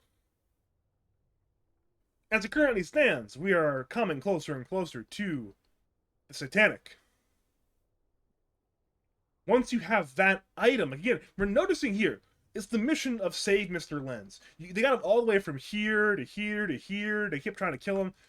You throw in Satanic, that is just... Again, not only do you have more HP on the item, you have the passive lifesteal, you have especially the active lifesteal. And... at that point, again, that entire fight is a lot more comfortable for Lens with Satanic, so instead of having to run all the way here, get saved by, I'm not sure whose Glimmer that was, if it was Reed's or... I guess it had to be Reed, so great Glimmer there from Reed to keep Lens alive. But once you have Satanic, suddenly you're not like, oh my god, we gotta save the sniper like that over here. Sure, you still gotta save him here, but you don't have to save him here anymore, because he can save himself the lifesteal at that point. At least have a lot more survivability. So, I'm actually genuinely getting concerned for the ability of M3 to finish the video game. Because every fight they fight is harder than the last fight. So, because every fight gets harder than the last fight, this next fight is going to be even harder than that. And the last two fights haven't gone that well. I mean, you got a buyback out of Night Stalker, but it cost you a buyback in return.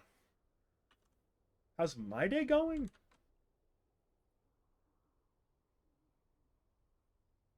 I'm gonna respond to this.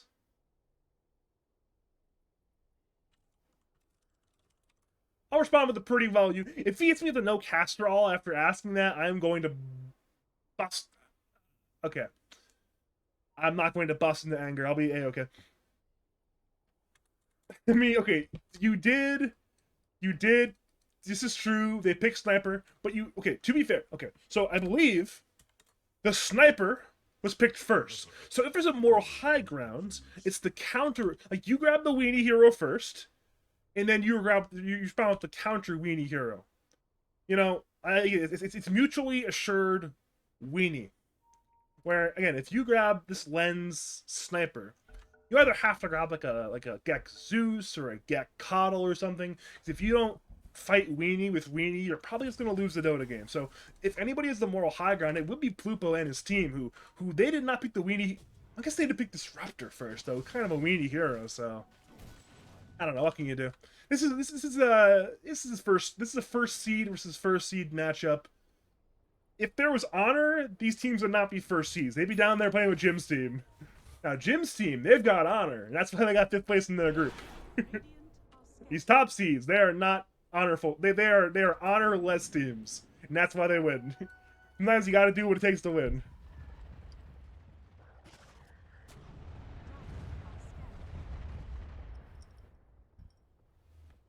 So, wait. It's Roshan time. So fourth Roshan is back. He spawned early. Dire walk in there. They see him immediately. Aegis, Cheese, Aghanim Scepter. Radiant don't know. They don't know. This is actually so huge. Is there enough backpack slots? Okay, there are. So you can grab the Aegis on FN. You can grab everything else on Diesel. That is actually so massive getting this. And given the map state, you would expect this 4th Roshan to have gone to the side of M3. Mirana's movement Marauders are supposed to take this, but instead, they're not going to get it. There's an Aegis on the floor. No one's grabbing it. Aegis grabbed. Aghanim's grabbed. So he consumed Nags, drop the eggs, I'm not sure where it is. Mid lane, they're going in for Omnia. Omnia has been caught. The trade is for the Disruptor. Meanwhile, Omnia buys back Lens BKBs. He looks to fight. They pulverize them, but they're healing the Sniper. Let's keep Sniper alive. Fissure stuns. FN's fighting Juggo. They have broken the Bristleback, but Lens, he is here in a man fight. He's doing so much damage. It's running time. Sniper ulti on to Zeus. Zeus is on the run. He's been nullified. He's been bashed. And he's in a lot of danger. Triple kill for Mr. Lens. And they'll head to Bungus. Where is Juggo, by the way? Where is Juggo? He's somewhere. He's in a creep. Okay, back to mid lane. Bungus is still being gone on. He has been silenced. He's being kited so heavily. Lens isn't even there. But apparently Lens is not needed. He's not needed. They'll bring down Bungus eventually. He's got 700 HP. He's in the river. He's trying to run. He's trying to hide. But he has arrived at the inevitable. He has fallen. There's 4 dead in exchange for 2. It cost you a buyback onto the Omni Knights. But it's well worth it. And now at this point, again, run it down the mid lane. Run it to the jungle camps. You grab your T5 neutrals. Courier dead. Who's Courier? Multiple Couriers dead. That's actually satanic from Lens will not be there now. Right now, I mean, this is look how split everybody is. This is not good. They're very split. They're so split right now. I do not like this. And I don't like FM being alone like this. Radiant's middle tower is under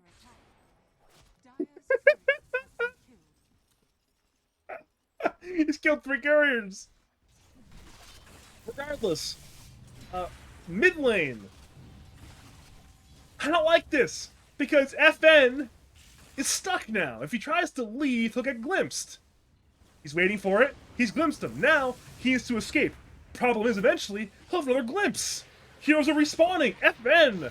He needs to escape, and I'm not quite sure that he can.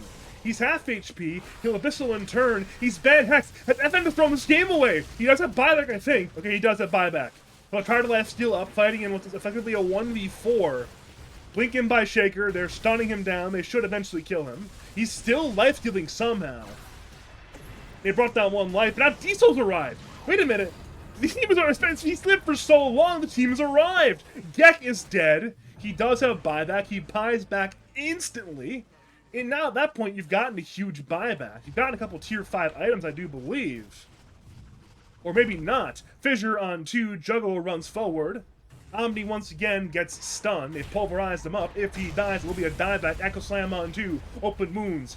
The break as well on the bristle back, and he'll end up being brought down. Reed somehow, some way is still alive. Surely they'll eventually kill him, and they eventually will. He'll get glimpsed all the way back to his death. So Omni dead, 2 minutes, no buyback. Bristle dead, 90 seconds, does have buyback.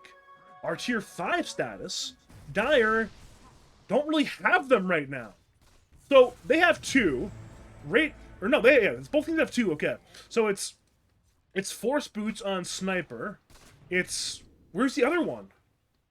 Where's the other one? I don't see it. I know they have it, but I don't know where it is.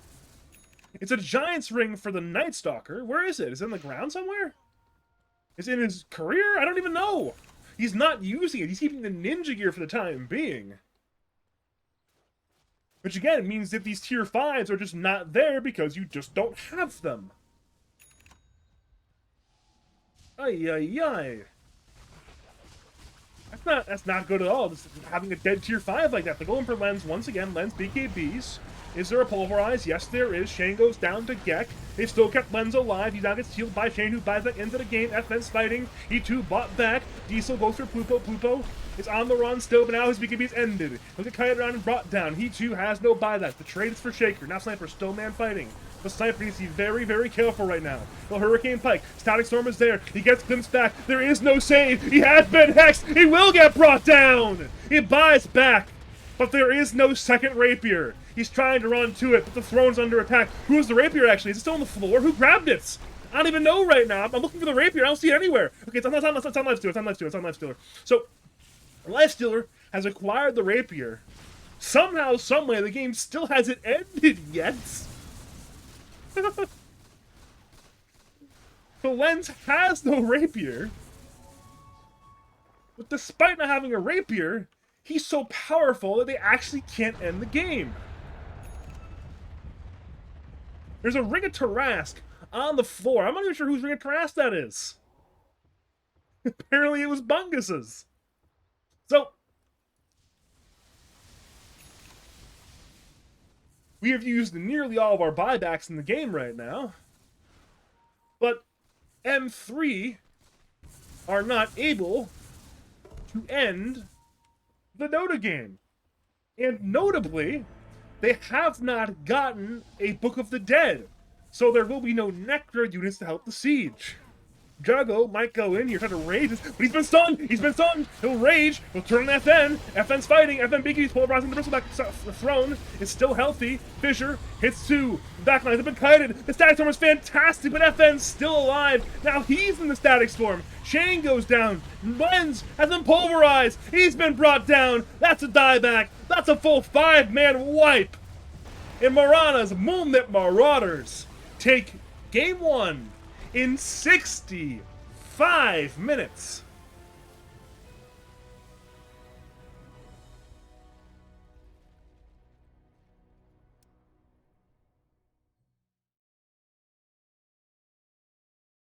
Ay, ay, ay.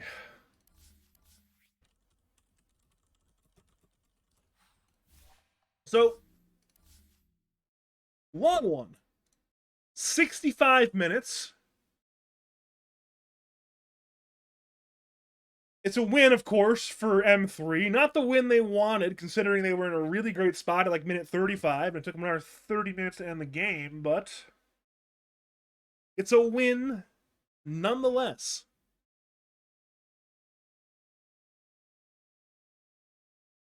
For Cuban Extraction Team, you have to feel a little bit bad about the way that game ended.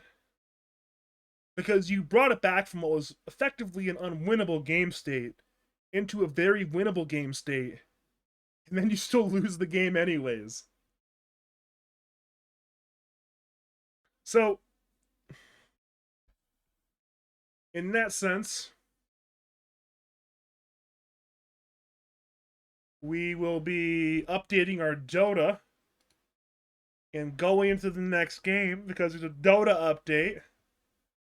Apparently it's a big one, because this download is taking a while to finish. What kind of Dota update is this? I'm going to open up, see what kind of update it is. Patch notes.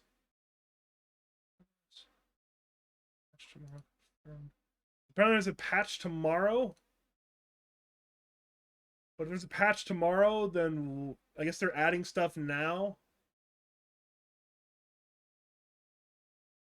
And then we had some candle maker. I don't know, man. Regardless, the Dota 2 has finished updating. And we can once again resume casting Dota 2. My name's Badger. I'm going to cut to a break between games 1 and game 2. I'll see you again for game 2 of Marana's Moonlit Marauders versus Cuban Extraction Team.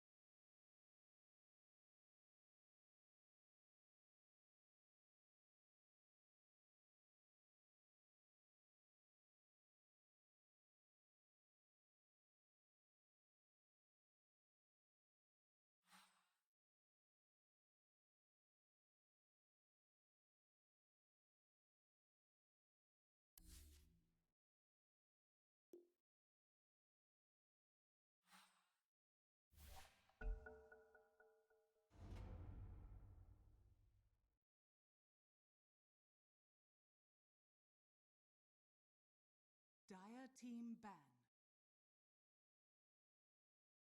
Radiant team ban.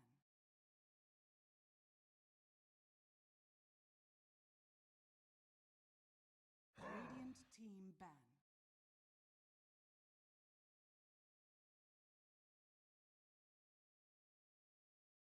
Ten seconds remaining. Dire team ban.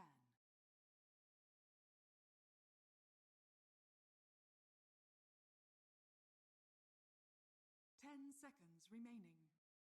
Radiant team ban.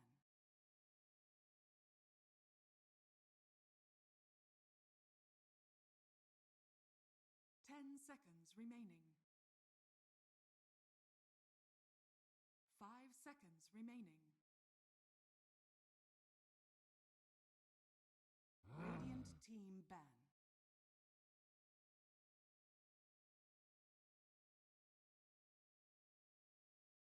Ten seconds remaining. 5 seconds remaining. Dire team ban.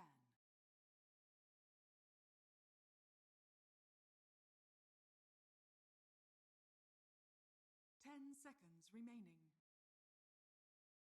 Dire team pick. Radiant team pick. Greetings and salutations, Dota fans. It is I, Badger, back for some more League Lad Season number 15 action. We are once again here for Game 2 of the same series you were watching, but if you are just joining us, it is Marana's Moonlit Marauders, aka M3, taking on the Cuban Extraction team. It's 1 seed versus 1 seed. M3, they took Game 1 in 65 minutes. They wrestled the rapier out of Lens's hands, and eventually they won. The Cuban Extraction team, tough loss. A crushing loss to have lost the video game, then to have gained hope of regaining the win, and then to lose it anyways. Hope to see if they can bounce back morale-wise from that Game 1 loss and bring it to a third game. My name is Badger. I think I already said that, but I'm going to say it again. Some picks, some bans. Again, we're seeing a different priority going on with some of these bans. I do believe Brewmaster was banned out game number 1. And of course, Bristleback went much, much later in the draft last game. This time, again, you're seeing Disruptor banned, Zeus banned, Sniper banned, Brewmaster in the game. Bristleback, instead of, I think it was 24 pick, now it's a 9 pick. So it's clear, you know, with these actual like BO3 series, especially BO5 series, but we're not playing a BO5. You see, you know, the teams really adapt to each other as the series goes on and change their draft. It's been a couple of notable ones in Lad's history where, you know, making that one key draft adjustment is what it took to win the grand finals. I was on the wrong end of that one once, but I don't want to go too deep into my own history. But again, bans, I already mentioned the ones that were the notables from last game.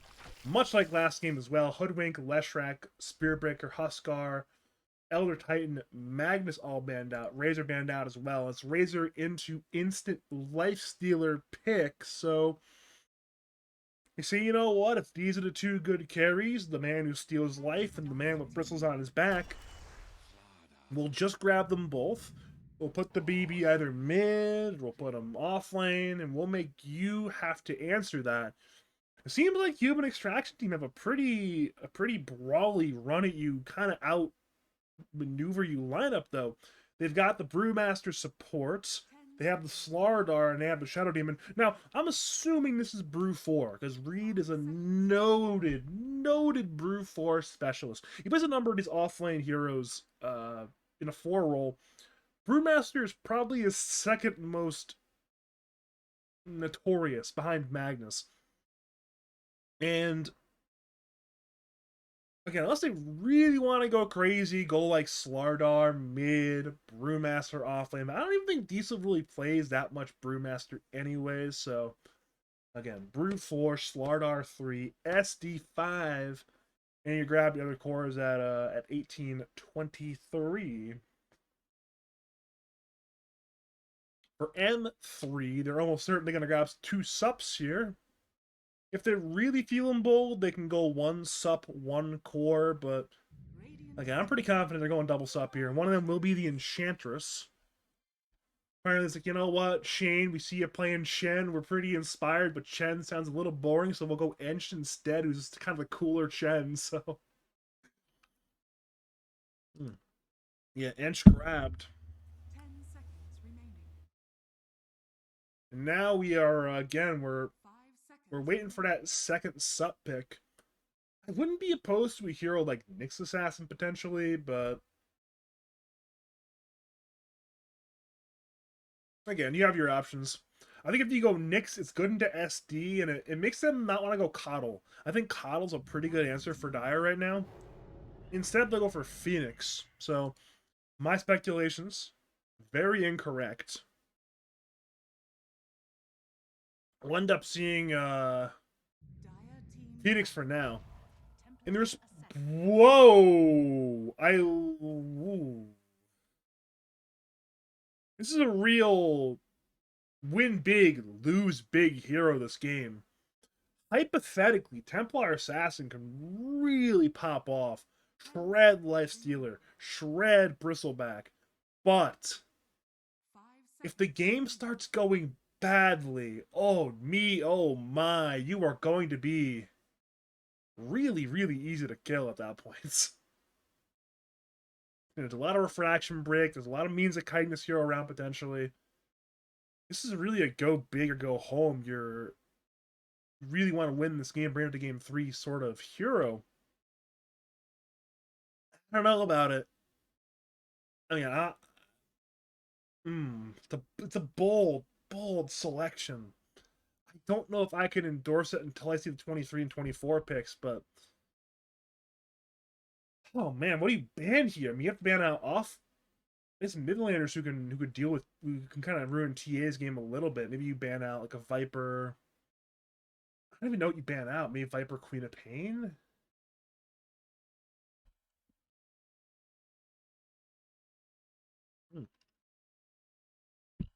I'm assuming it is Bristleback offlane, not Bristleback mid. If it ends up being BB mid instead, which is possible, then you can go here like Veno offlane, who again is a really good Veno game, I think, for Radiant. So, man, you have 24 pick in your. Ah, man. 10 seconds remaining. Yeah, I'm sure. Wait, they have redrafting. So they have Shane drafting game 1. They've got redrafting game 2. Radiant team ban. I'm not quite sure the significance of that one, but certainly not what I expected.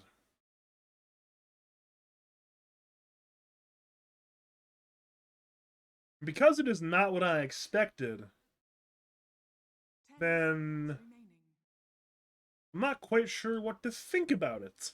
5 seconds remaining. It's a lot easier to analyze when you know what's happening. I'm honestly not quite sure what's happening with this draft right now. It's going in a very odd direction.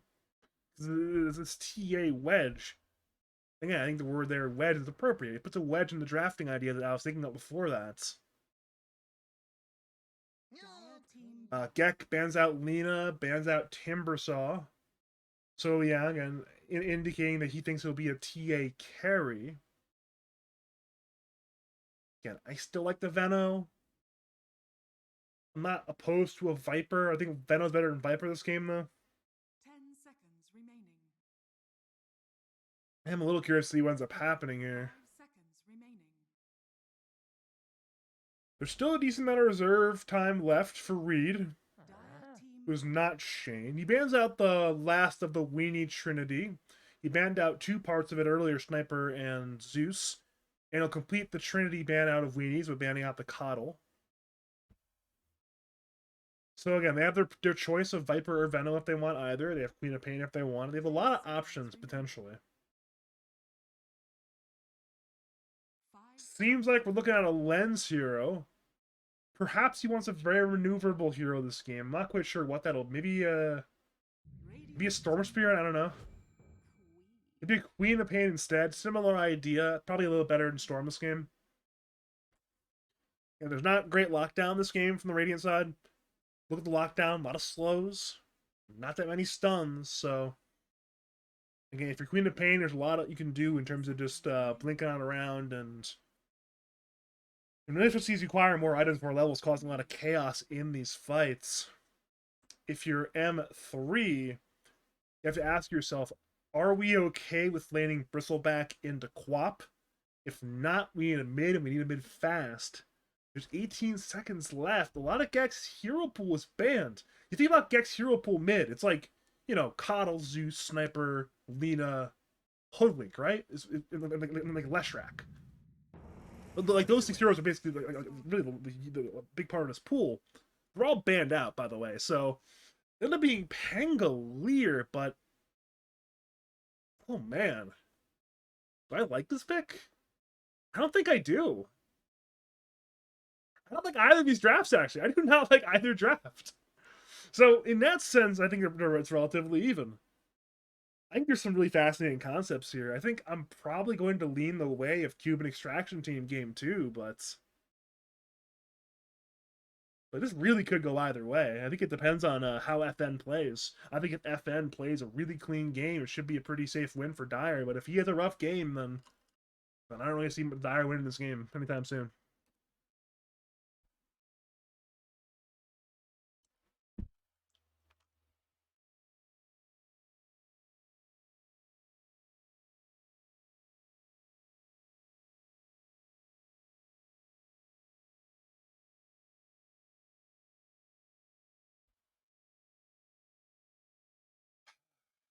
We're trying to think here. Now, there's really not many options left that Gek plays. That's the problem when your entire pool is banned out. It's there's not many options left. Hmm.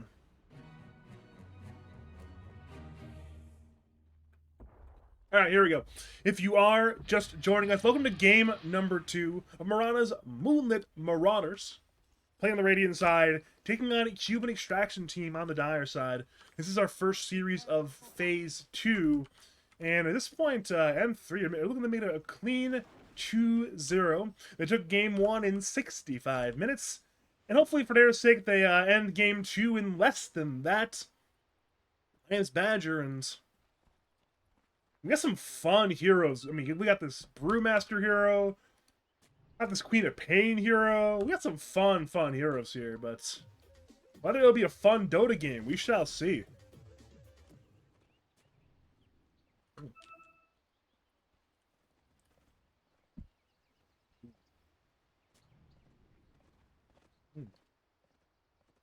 Right now, Radiant play their jungle, much like last game. Diesel runs over. It's the same sides, by the way, as last game. M3 played Radiant last game. They're playing Radiant again this game. And of course the converse. You look at again, Cuban Extraction Team, they're playing that Dire side. So they're making it nice and easy for us to tell who's on what side.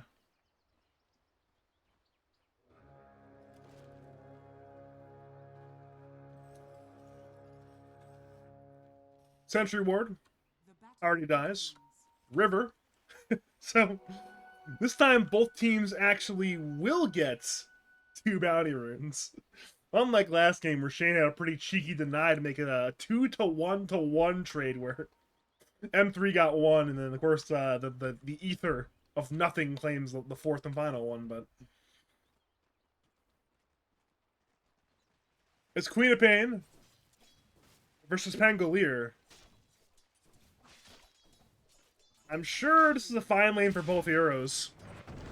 I'm curious to see how many points of dagger lens skills. I can say with confidence I'll probably put a 2nd point in, but then do you put a 3rd point in as well just to win the lane even harder? Or do you, I don't know, we'll see what he does here. Maybe he'll go like a maybe 2-1-4 build. We'll see. Bottom lane, Plupo took a ton of damage. I'm thinking sure that Nephilim Elohim wasn't back and that we actually only had 1 Plupo still. Because for those who are not up on the M3 and their shenanigans, Plupo is one of their players, but Nephilim also tagged up his pro name. That's Plupo. So, that was a bit of a mess. But they have a stand-in, so it's not a problem in this game.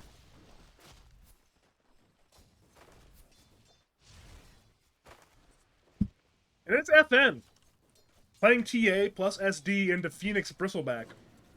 In FN, he is without a doubt our protagonist of the game. He is the most important hero as far as I'm concerned. He needs to play well.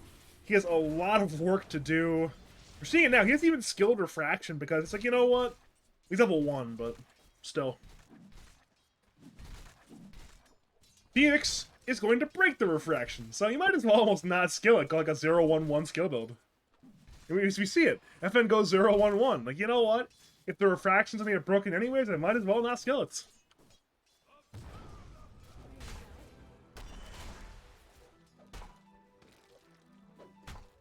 Bottom lane, Ench walks away.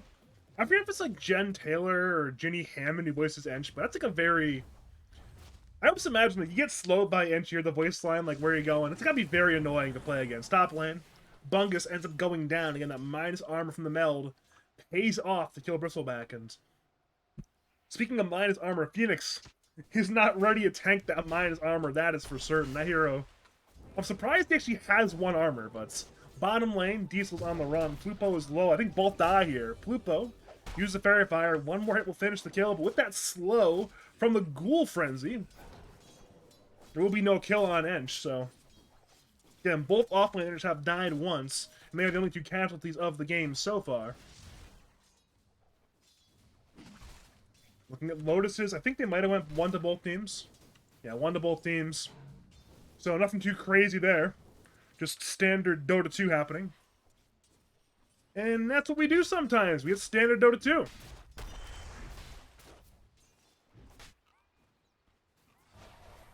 Oh, the missed meld. He'll tank some significant damage for that one. He's got the wand ready to go if he wants to activate it anytime. Perhaps he'll... Oh, use it now. Okay. Thought he might go for 1 more meld, but instead... I'll say, you know what? That little bit of mana isn't that important because I don't have Refraction, so... Now 2 points in meld. Don't Flame gets away. Did he even get melded there? I don't think he did. So now FN's once again walking in. There's 4 stacks of poison. I don't think that'll be enough damage. Yeah, it's not enough damage. So FN is low. Don't Flame is low. Bot lane heroes are low there as well. But it's top lane where the fun's happening because FN needs to be kept alive. He was given a Lotus by Shane. Dire Glyph? Okay, so Dire ended up glyphing to dive mid lane, perhaps. Yeah, he is diving a little bit on Lens, but he's a little bit low on mana, has a Clarity active. Back to top lane. There's some real kill potential going on over there. Pull gets broken by... Never mind, it's not broken by Shane. He went for the break, did not get it off. Bottom lane, a lot of low heroes over here. The Bash from Slardar and Juggo is brought down. Reed walks on away like, hey, I have survived. My carry survived. Not my carry. My offlaner survived. He needed this this kill, so now all is well over there.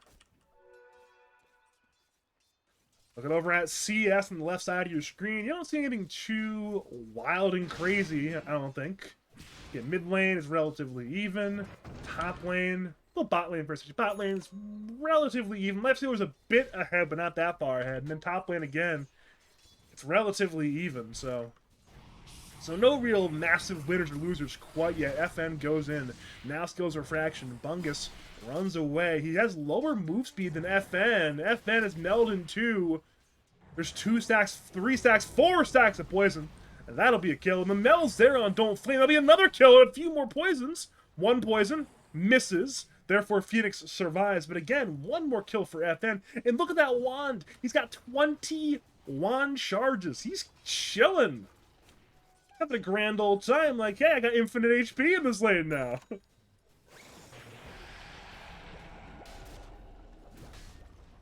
It's minute 6 time. I'm not going to say what I said last game because I'll be accused of glazing, but again, we see a lot of emphasis on the minute 6 runes in Lads. Don't Flame his top rune. End up spawning bottom rune, though, so Lens can blink for it. He's going to try to do it. He's a ballsy player. He's gonna go for it. And he grabs it! Mr. Lens! Is he dead for this? Sonic Wave on 2. He's got 5 lawn turrets and a fairy fire. Gek rolls on around. He's got Blink in 3 for Lens. Gek is having a rough time with the terrain right now. He'll end up bringing down the end. Shane disrupts him, save him from a bit of roll damage. Mr. Lens, Dota 2. You do not mess with that man. Now top lane, FN's being gone on. He got the refraction in the meld. He'll turn with meld on Fungus, but there's just too much damage. Don't Flame secures the kill. Again, Lens, that's the sort of play where you put a lot of emphasis on your own ability to outplay your opponent going for something like that. Like, you see enemy here, enemy on the room, like, not only are they going to blink in, when they see me, I think they saw him on his ward at this point still. You say, I'm going to still outreact and out-click him at the rune. Like, that is a big-time play by a big-time player right there. That's... Yeah, it takes a lot of testicles to make a play like that. Let's put it that way.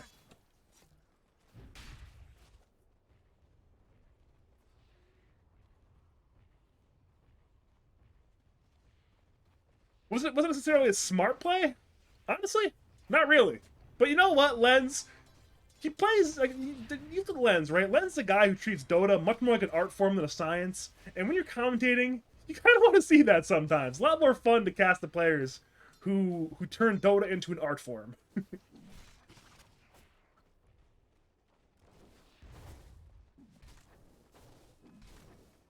There are a lot of heroes top lane, but it seems like nothing is happening. Plupo's going to try to make things happen. There's a ward here as well.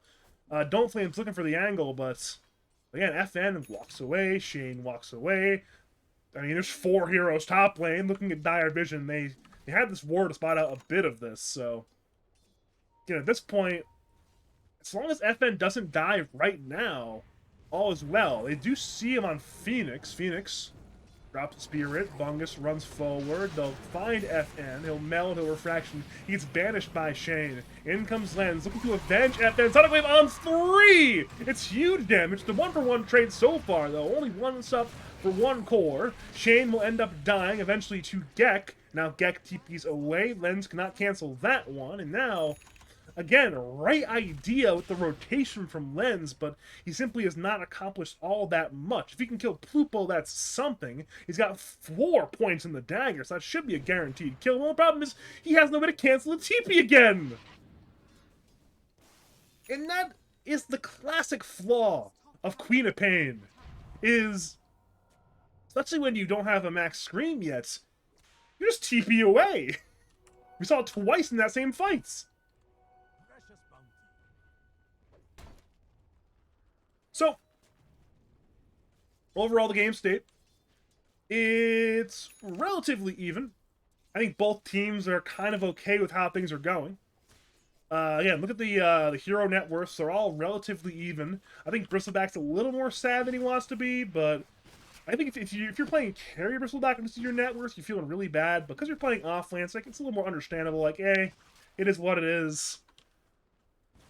It's not that big of a deal that I'm a little further behind than I want to be, but again, he'll recover. Are there stacks? There's 1 stack, 2 stacks, 3 stacks. So 3 stacks for Bristleback. He'll be fine as long as he can... Wait, what? What? How do you do that? Trap slow, meld hit, damage. Wow, okay. I didn't know I could do that. Wow. Roll comes in from Gek. Oh, the terrain! It blocked the move from Gek. Now Roll comes through, stunning onto Brewmaster. Has split if he wants to use it. He's holding it for the time being. Patiently, dagger on Plupo. Plupo's on the run. He'll get banished by Shane. Meld, of course, from FN. That'll be a dead end. Now Phoenix needs to be a little bit careful. Dives on cooldown. We'll try to Sun Ray to the low ground. Sonic Wave hits Blink in to finish the job. Mr. Lens gets another kill. His second of the game. His Blink is on cooldown, though. Will attempt the TP, and unlike his opponents, his TP will not work. FN looks for vengeance. Melding Bungus. Bungus has the quills. Swashbuckle hits Reed. Reed ends up dying. Now a 2 for 2. Gek, though, has his spells on cooldown. He'll shield crash for a bit of barrier. He'll swashbuckle away. FN might go for the dive.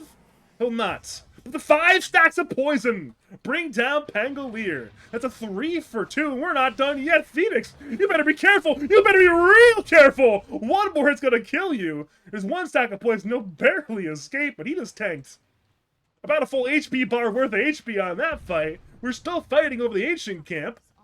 Both teams want it. Bristleback and TA love to kill it. If FN can somehow secure its ancient stack, his game is so happy. But there's only one problem. There are Radiant heroes here. Who make this job a lot harder. Reed, by the way, still has primal splits. He'll slow Plupo. Split still gets held. Plupo, man fight Shane, blood grenade forward. Plupo's on the run. Bristleback kills the ancient creeps. They're mostly dead so far. Both Radiant stops are low. Ulti comes out from Reed. It'll stun Phoenix only under his tier 2 tower. He'll end up dying eventually. Meanwhile, Bristleback's incredibly low as well. He's slowed by the trap. The Brewlings arrive. Dagger from Mr. Lens. Now he's cycloned up with the Storm Panda, brought down by the Storm Panda, and he'll get brought down by Mr. Lens. Juggo now TP's in. Brew has no split. He's banished by Shane. A purge against Juggo. Juggo didn't kite around. He's got no spells. And now he's got no life. Gek misses Swashbuckle. He does not kill Shane. And now, I mean, he's got Swashbuckle again in 3 with another dagger from Lens. Lens is just diving on around right now. I think it's his like 4th or 5th tower dive this game. This time it won't get a kill, but the Cuban extraction team, they have extracted an unbelievably gargantuan lead in the last 2 minutes. We're still fighting, by the way. Diesel is fighting Plupo. Plupo now turns. Swashbuckle in. Bungus slows up Diesel. Shane backs him up. Crush on Bristleback. Diesel now jukes to the northeast towards Shane. Dive. Goes forward, but a tonic wave! It's on 3! Plupo to fall. Gek goes in, but can Gek fight this? I don't know if he can! The blink! The crush! On so little HP! The baller play from Diesel! He was willing to give his life for the cause, and he didn't even die! Right now, Dire are threading a needle. Look how low everybody is! They've got no HP on anybody! Everybody's low! If Radiant can kill anybody, it'll be worth it, but I can't kill anybody! Lens turns with Dagger, onto Phoenix, Bungus falls to Diesel on the backlines! FN double damage rune! Juggle's gonna try to infest, but it might not matter! He'll break it immediately! He'll get brought down surely! He'll kill the Slardar, but TA does so much damage! Don't flame TPs away, it will be successful. But, my god, that was just non-stop brawling for, I don't even know, like 3.5 minutes. Look at this graph. It was nearly a dead even game a few minutes ago. And now it's most certainly not. It's a 7,000 net worth lead at minute 14.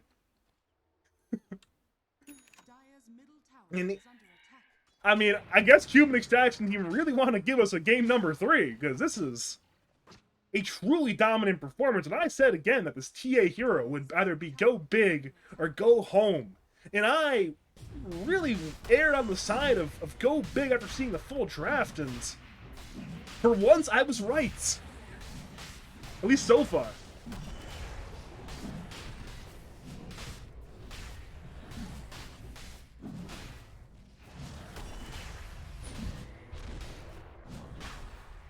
Oh man, Roshan is under attack. Give Slardar TA. This is a real devious Roche taking combo. Usually if you got either Slardar or TA, it's pretty free. But you know what's even more free than having Slardar or TA for Roshan?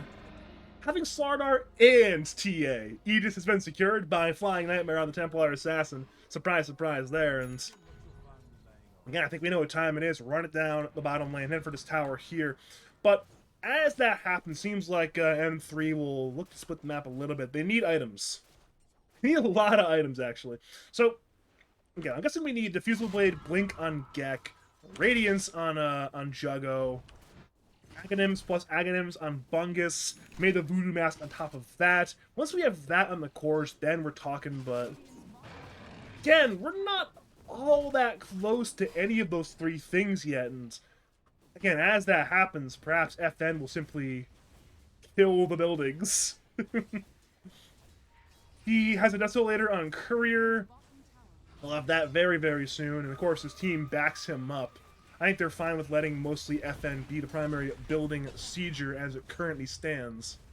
Radiant Glyph. It will be refreshed when this tower inevitably dies, and Radiant's bottom again, this is the freest tower take I've seen in a very long time. Goodbye, tier 2. You have been brought down, and Radiant's bottom tower again, you still have plenty of time to run it down another lane, or if you're feeling really bold, you can go high ground, but we're probably not going. We're not going. We're going to go tier 2. We're going to go tri-camp. We'll take this area of the map. Speaking of tri-camp, Radiant have left their tri-camp to run it Reed. Reed, he's got the split ready to go. He's holding it. He's holding it. He's used it at the last moment. And now, it's at this point, it is a bait. Bristleback is dead. They'll turn to more heroes. Phoenix dives away. As a result, Crush will miss. Does the Plupo instead. Plupo is surprisingly fine for a hero with less than 1,000 HP and literally 1 armor right now, but regardless, you kill the core. You kill the core. You kill the tower. You again are claiming more objectives. Oh, it was a counter trade for the dire side mid T1 tower. So again, a bit of a fine trade so far. Diesel goes in for Juggo. Juggo TP's, but it's canceled by the bash. He's now inside the mini centaur, but the mini centaur has been brought down, and Diesel is buying tons of time. I think Juggo knows he killed Curry. He knows he's dead. He'll get brought down. Kill goes to Shane on the Shadow Demon. He avenged his courier. Meanwhile, FN is alone at the Radiant Tri-Camp, but he has 2 lives, and his team is rendezvousing with the smoke. Now they've arrived. Gek's role has ended, and it's time for the Radiant heroes to end their lives, it appears. Gek is incredibly dead. That's another core down. All 3 cores have died quite recently. Bristle, into Lifestealer, into Pangolier, all at 3 different locations, and again, you still have 2 lives on Flying Nightmare, and he's become the absolute nightmare for Mirana's Moonlit Marauders right now, and again, this game is feeling real good for Cuban Extraction Team. They really needed this win. It hasn't been secured yet, though, is the only problem. is under attack. It's one of those situations where, again, you are 1 big throw away from making this game very difficult. Again, TA and Queen of Pain to a lesser extent as well. These are really momentum-based heroes. They love to be ahead. They love to, you know, be playing with the tempo and outpacing your opponents, running around your item timings. But if you die and give them items, then your timings are kind of screwed up. Bottom lane, FN goes in for Bungus. Bungus has broken the refraction. FN's still running in. Now lose 1 life, but look who's arrived. It's Diesel, who misses his truck entirely. Bungus will get isolated to the south side as Juggo runs away. But it could have been a situation where I think if you are Juggo and Bungus, you're actually kind of fine with that, because I think if Cuban Extraction Team execute that better, you kill both Bristleback and Lifestealer. So the fact that you've only lost Bristleback is like, hey, you gotta be pretty content with that one. Could have been both big cores dead instead of just 1 big core dead. Dire's top tower has fallen. On top of that, the threat of 2 lives on FN is gone, at least for now. It'll be back soon in a few more minutes, but Is under attack. instead we'll see Juggo get run at. He's got no Infest, he's got Rage and TP. Only problem is you can't Rage and TP when there's this guy. He's a fish with a big old club. We're trying to armor toggle, but again, aforementioned fish with a big old club bashes him up and helps his team bring him down. The kill goes to Flying Nightmare. And as a result, we are headed middle lane. 1 more tier 2 has been pinged by, of course, the Cuban Extraction Team. They'll secure their 5th tower lasted of the game when this one dies. Again, it is a win. Way too much damage, way too much minus armor. Radiant's middle tower. Perhaps we will get an attempt at this sort of area of the map soon, the tier 2 plus the Tormentor, but and that is a little bit of a risky play. I mean, obviously you have the damage between your TA and friends, but if you get caught there and die in a compromising spot thanks to trying to go on the Tormentor, then that could be a bit of a disaster. Meanwhile, if you are M3, you can go for that sort of minute 21 Wisdom Rune plus Tormentor take timing. Only problem is, again, looking at your vision, you know there are a lot of dire heroes not too far away, and again, this right here, this is not safe. The Wisdom Rune is being kind of lurked on by Shane. He'll drop a ward. Plupo, don't flame there. Lens blinks in. So here's a Wisdom Rune. Walks away. So that's a Wisdom Rune taken. Do they know Brewmaster's here? They do not know he's here. Back to Plupo. He's certainly dead. He'll TP. It does not work. Now, again, we will see that Tier 2 plus Tormentor potentially. Never mind. There's no wave. So no Tier 2. And because there's this Tier 2, the Tormentor's a lot harder to snag. So, as a result, we'll just do a little bit more farming. Of course, N3, they will counter farm to the best of their abilities. They just want to acquire those items. They have the money for Blink Dagger on Gek. Bungus is not that far from an Aghanim Scepter. One more camp away at that. Juggle has money for the Relic for his Radiance. So we're acquiring that set of items I mentioned that that Marana's Moonlit Marauders want, but we haven't quite gotten there quite yet. T2 top goes down. Tormentor has been pinged, but only by Lens, who is a little bit crazy. Just a little bit.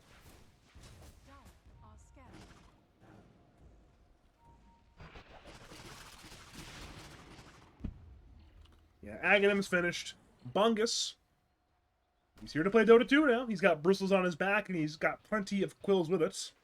FN heads over to Tormentor. His team backs him up. A lot of minus armor, and that should be a free Tormentor.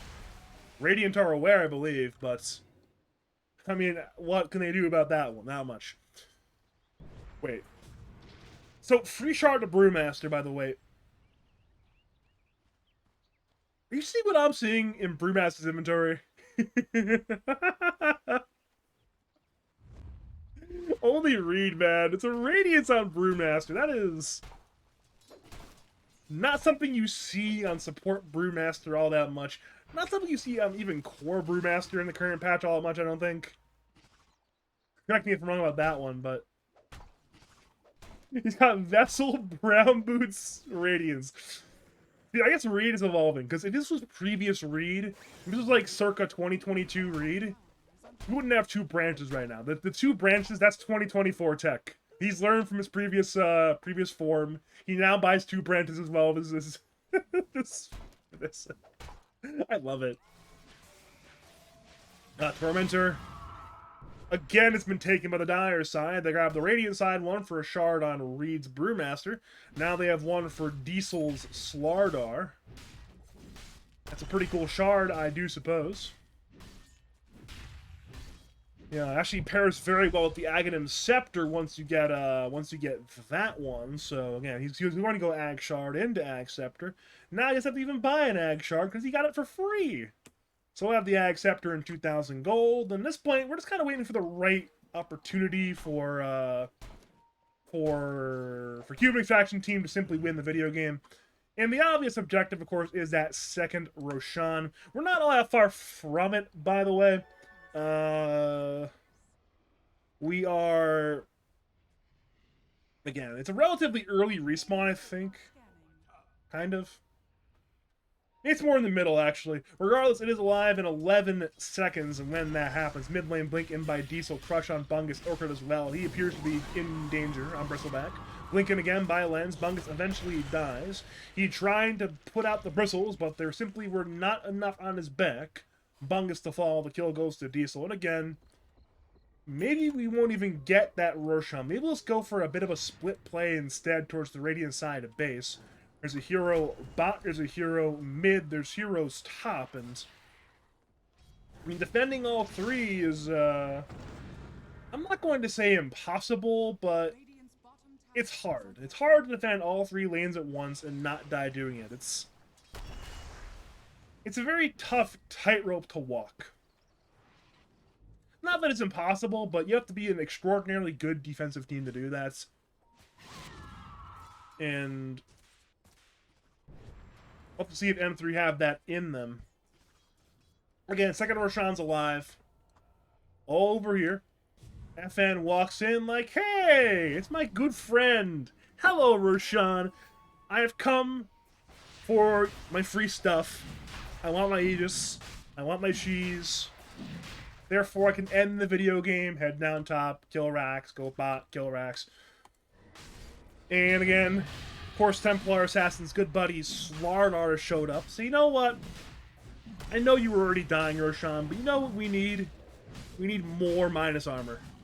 So now Roshan's incredibly dead. Bot lane, Reed is just alone for whatever reason. He's fighting now 1v4. He's used the split. The Storm Cyclone Bruling has died. Wait a minute, is he dead? I think he's dead. I don't know how he survives here, actually. Because he doesn't really have Brulings. I don't think it's that bad that he died there, but he did die there. Actually, it's a lot of gold. Look at that amount of gold there. That's like 1,500 gold, yeah, from killing one support brewmaster. But wait, is he really a support brewmaster if he has more net worth than all the radiant cores? Oh dear God, what is this? I have not looked over there in a while, but this is just... This is disgusting. This is not okay. This is not humane. Look at this. Like, I get when there's 3 cores at the top. That's Dota 2 for you sometimes in a winning game. But the 4th hero? Reed. This is classic. I mean, this is what happens sometimes when you have Reed in a winning game. This is just what he does. He becomes that 4th core. Ay. FN's got 2 lives for 3 minutes 45. They run at Bungus, and Bungus, well, he's dead. He is incredibly dead. And now we once again return to running at the buildings. Creeps are coming on in top lane. FN's not super forcing it right now. He could, of course, now go in right now. He's backed up by a lens. Fire Spirits are somewhat hitting FN. One of them hit, one of them missed. This one will hits. Tower's half HP.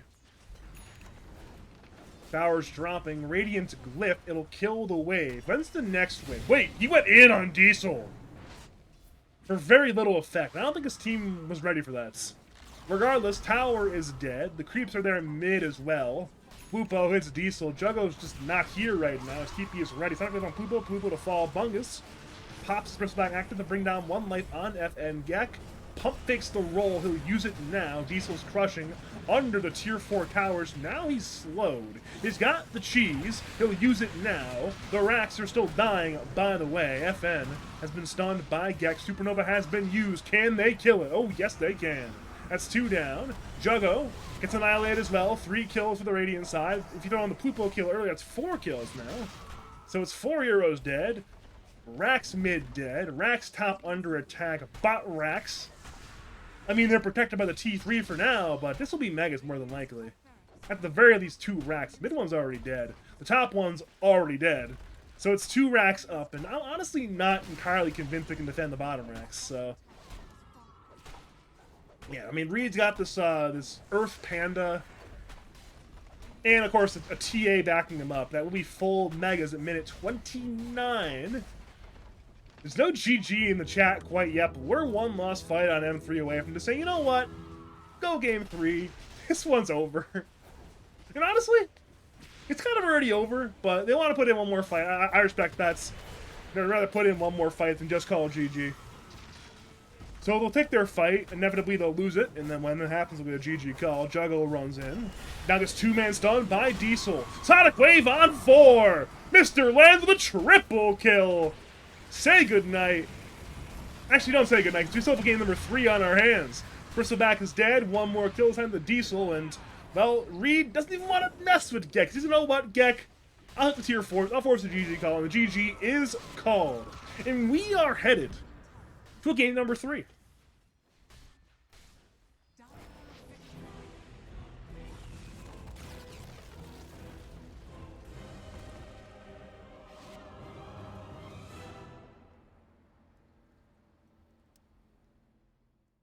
So, remember how game 1 was like a back and forth affair? with a lot of tension and late game action and all that kind of jazz. See, it's funny how it was game one, and now in game two, we got more or less the opposite game. From about, I don't know, minute 9 onwards. Yeah, about minute 9 or so onwards. Apparently, the graph is so out of control you can't even see. Like, there's actually a pretty decent swing in this area.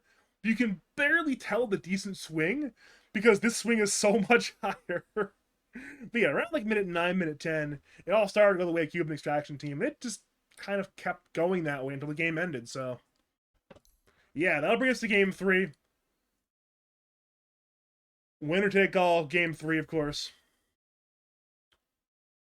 I'm gonna cut to a break. I'll see you again for game 3 of M3 versus Cuban Extraction Team in a few minutes.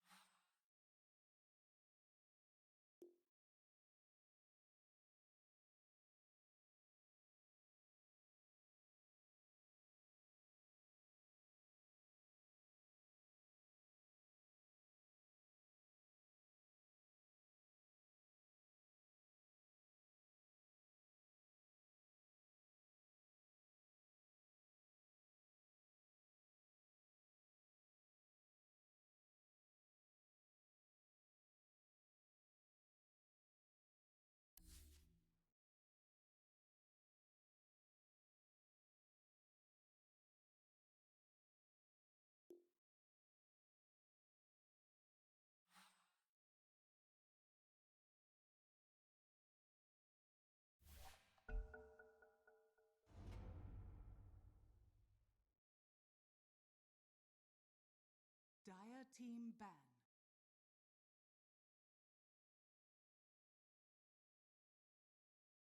Radiant Team ban.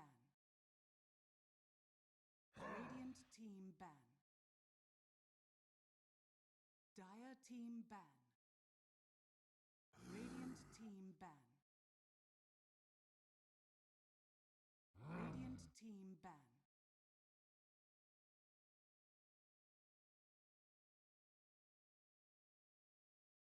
Ten seconds remaining. 5 seconds remaining. Dire Team ban.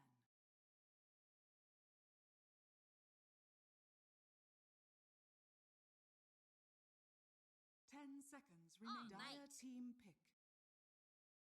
Radiant Team pick.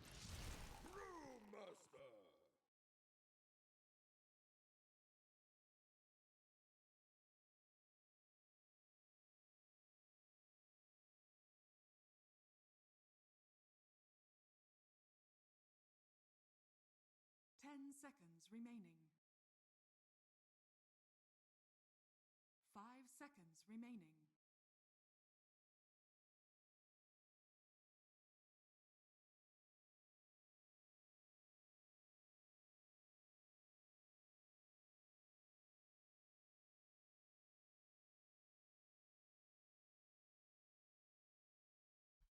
Greetings and salutations, Dota fans. It is I, Magic for game number 3. The final game of this BO3 between M3 Marana's Moonlit Marauders on the Radiant side and Cuban Extraction Team on the Dire side. M3, they won game 1, but it was no easy affair. It took them 65 minutes to win the game. Game 2, meanwhile, that was not a very hard game at all for Cuban Extraction Team. They put it in drive and they just kept accelerating, and then they just ran over M3 pretty hard. So after one very back and forth game and one fourth game, we now head on to game number 3, and we don't know where we're gonna get quite yet, but we do have again a new hero. So bans, let's go over bans again. Huskar, ET, Magnus, Disruptor, Spirit Breaker, Leshrac, Hoodwink, Zeus, Sniper, Bristleback. So a number of these heroes we have seen in this series banned on out. And again, it's 8-pick Brewmaster, first pick Brewmaster overall for Cuban Extraction Team. And specifically, as the Brewmaster counter, they have chosen Lion. So here has been in a Grimstroke. So 2 heroes that have been entirely and completely untouched the entire series. Like, you know what? Let's just grab them. We want to win the game. We want to beat the Brewmaster. How are we going to do it? Lion Grimstroke, apparently. Is that true? Probably. And again, so M3, but once again mix things up. For Cuban Extraction Team, they're you know what? We're not going to mix things up. We want to do exactly what we did last game. And for being technical, it's a different sup, no SD, it's an IO instead. But again, IO Slardar pairing, it's pretty good. IO Brewmaster, it's pretty good too. They can certainly grab a third hero who's pretty good with the IO, so if you're M3, you're looking at a very interesting look again at this game. It'd be very interesting to see, again, they need to grab 2 cores. Surely. Surely it's Grimstroke sup, Lion sup, which means we need 2 cores. It's probably carry and off lane we're about to pick, if I had to guess. Because you basically see your lane for your safe laner, and you'd rather hold 24 for mid, so unless you want to grab like Coddle, maybe you can go like carry plus Coddle and hold your offlane for 24. So you go Dawnbreaker, that's presumably the offline selection, but is a little bit flexible in nature. Again, if you're pattern Dota 2, you run that thing in the mid lane. If you're, I believe it was Lumia used to run it safe lane as well for in South American games. So you can run it carry, you can run it mid, but it generally is played off lane of the 3 core roles for a reason.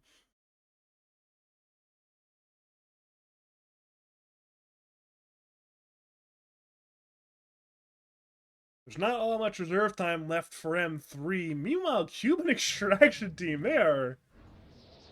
they are chilling on reserve time right now. They're having a grand old time. We got a mid lane Wind Runner pick for Gek.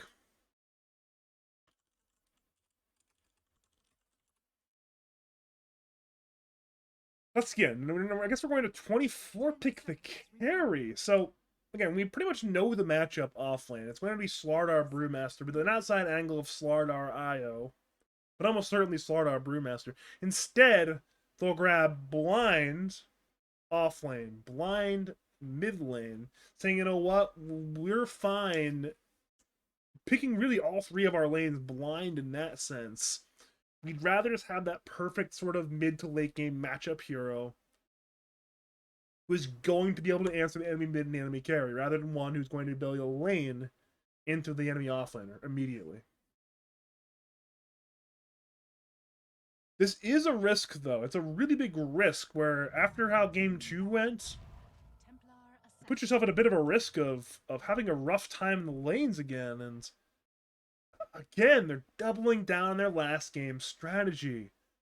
There's already some decent refraction break. Grimstroke breaks it well. Dawnbreaker breaks it pretty okay. 10 seconds. Lions got some lockdown. Windrunner's got some lockdown and kind of a way of breaking the refraction. Remaining. So, Radiant team back. much like last game, it's not going to be one of those, turn your brain off free TA games. It's going to be a difficult TA game, but as we saw in last game, FN's good for it. Radiant team He is fine playing a somewhat difficult TA game where it requires a high skill to do so. So he says, you know what? I'm feeling pretty good. I'll do it again. You didn't ban it out after what I did last game. I'll just pick it again. Let's see how it goes. So 10 seconds remaining. So, final answer, banned out. Lena, 5 banned out as well. Dire still have a good bit of reserve time. Radiance, a bit under a minute. We are on the penultimate ban of the series right now. Probably going to be another mid laner, and yep. So you know what, Mr. Lens, you play a pretty good Void Spirit. Sure, Void Spirit's not really in the meta right now, but it makes a bit of sense this game. We'll just ban it out. Dire banned the Weaver as well, saying, you know what, no PL, no Weaver. team pick. Couple of cool carries are in the pool, notably Lifestealer, but again, do you really want to play Lifestealer into these heroes? Sure, maybe it's a top 2 carry in the patch, but I mean, look at those Dota heroes. If I'm 24 pick, 10 seconds. and my captain's like, yeah, Badger, go play Lifestealer. I play Lifestealer a 5 lot. seconds. At least I used to it in a different life, but it's like, hey, Badger, I'll play the Lifestealer. I'd be like, yeah, TA, Slardar, Brewmaster, fuck no. I'm not interested in that, so I'm not quite sure what he's going to grab. I mean, maybe I have no idea what he wants for Juggo. He's a miserable Lifestealer game. PL band, Weaver band, Bristle band. Maybe some relatively tanky hero. Maybe like a Spectre somehow? Okay, that's certainly a new hero as well. That's, I believe, 5 brand new heroes who, other than the Windrunner, were all uncontested in the draft. I think Windrunner was banned out 1 game. The other 4 heroes were entirely untouched. And M3 said, you know what? We're going to mix up our situation. We kind of know the way they're going to play. They're going to play very similarly to the way they played last game. And we'll have different heroes as well. Lion, Grimstroke, DB, Wind, Troll. So, ooh, this is a hard one to predict. I think I'm going to lean M3 for game 3. I think another hard game to play TA. I mean, if FN does, again, really fantastic play like he did last game, then the Cuban Extraction team certainly can win, but I feel like M3 have the answers for the TA. They have the means of dealing with the rest of these heroes as well. I think it's going to be hard to play. Again, this is one of those things where I think Cuban Extraction team have to outplay to win the game, and certainly it's possible. I mean, they outplayed last game, but it's hard to outplay a team like M3 2 games in a row. So, if you are just joining us, welcome to game number 3, the third and final game of this BO3 between Marana's Movement Marauders, M3 on the Radiant side, who won game 1, versus Cuban Extraction team on the Dire, who won game number 2. My name's Badger. And then this is where I would say I'm joined by X, but I'm joined by the awkward silence of being alone. You know what? That's just the way I like it sometimes. Radiant's looking to the Dire jungle as 5. It's broken immediately. They now see Diesel. Diesel has been stunned, and Diesel has been utterly and completely demolished. They'll give first blood to Gek on the mid-Windrunner, saying, you know what? We can give it to anybody, and we'd rather it be there. Now you can, buy your Bracer right now. You can get a ton of stats in this lane, and that should be a good thing. And I believe so we see a ping. We see a ping. I think there's vision here. Looking at dire vision, there actually is, but not through. I mean, the tower sees a little bit, but there's no ward here, right? Yeah, there's no ward here. It's actually. Wait, what? It's a ward to ensure that these camps aren't blocked, I guess. So, you know what? We want to make sure that nobody sneaks in here and stops Lens from stacking and clearing his stacks. That's a very. You know, usually you don't see this ward at minute 0. Usually it's like the first ward of the game after the horn. But I guess they're just prioritizing the vision really early, making sure it doesn't get blocked. Really trying to secure Lens's game, but again, Gek is playing up first blood money and with 3 bounty runes to 1, so again, it's I mean, Lens does have the weenie hero, but look at the Gek has 70 damage. Lens has 51. That's a massive gap.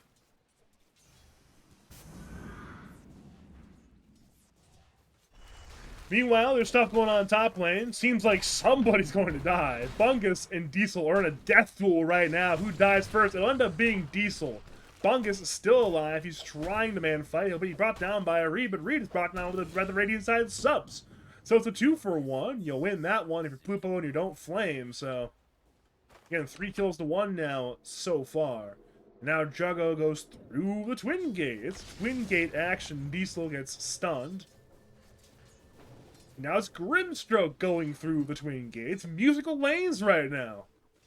You know, historically, you play musical lanes, and it's hard to commit across the map because, you know, if you TP, your TP's on cooldown. Kind of funny, though. You don't see that much core musical lanes nowadays, and you really haven't that much since Twin Gates have been added. When, hypothetically, it's easier now than it has been at any point in Dota history, you know, pop on through the Twin Gate and find a better side lane and be side lane core matchup. So, just wanted to point out the little sort of observation there. Top lane, Juggo's being gone on. Diesel has Crush, but does not have Bash. Juggo is making the Dire evade thanks to his red axes. His whirling axes melee. Back to mid lane. Oh boy, oh boy. Gek has the highest skill item build. Bracer. Into second Bracer. I mean, it makes sense. It's a good item build this game, but I was kind of hoping you guys are more interesting than Bracer into another Bracer. Bottom lane, I missed the kill. FN and Shane brought down the Dawnbreaker. We saw a meld again. FN again prioritizing meld early in the game, and again, I guess it helps you beat these sort of refraction counters if you just don't skill refraction. So you can't necessarily use Inkswell to break refraction because there is no refraction to break.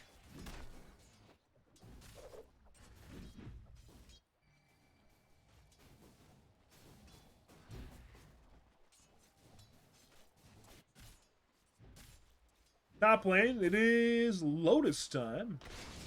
Lion stuns. Slardar does not counter stun in time. He could not counter stun in time.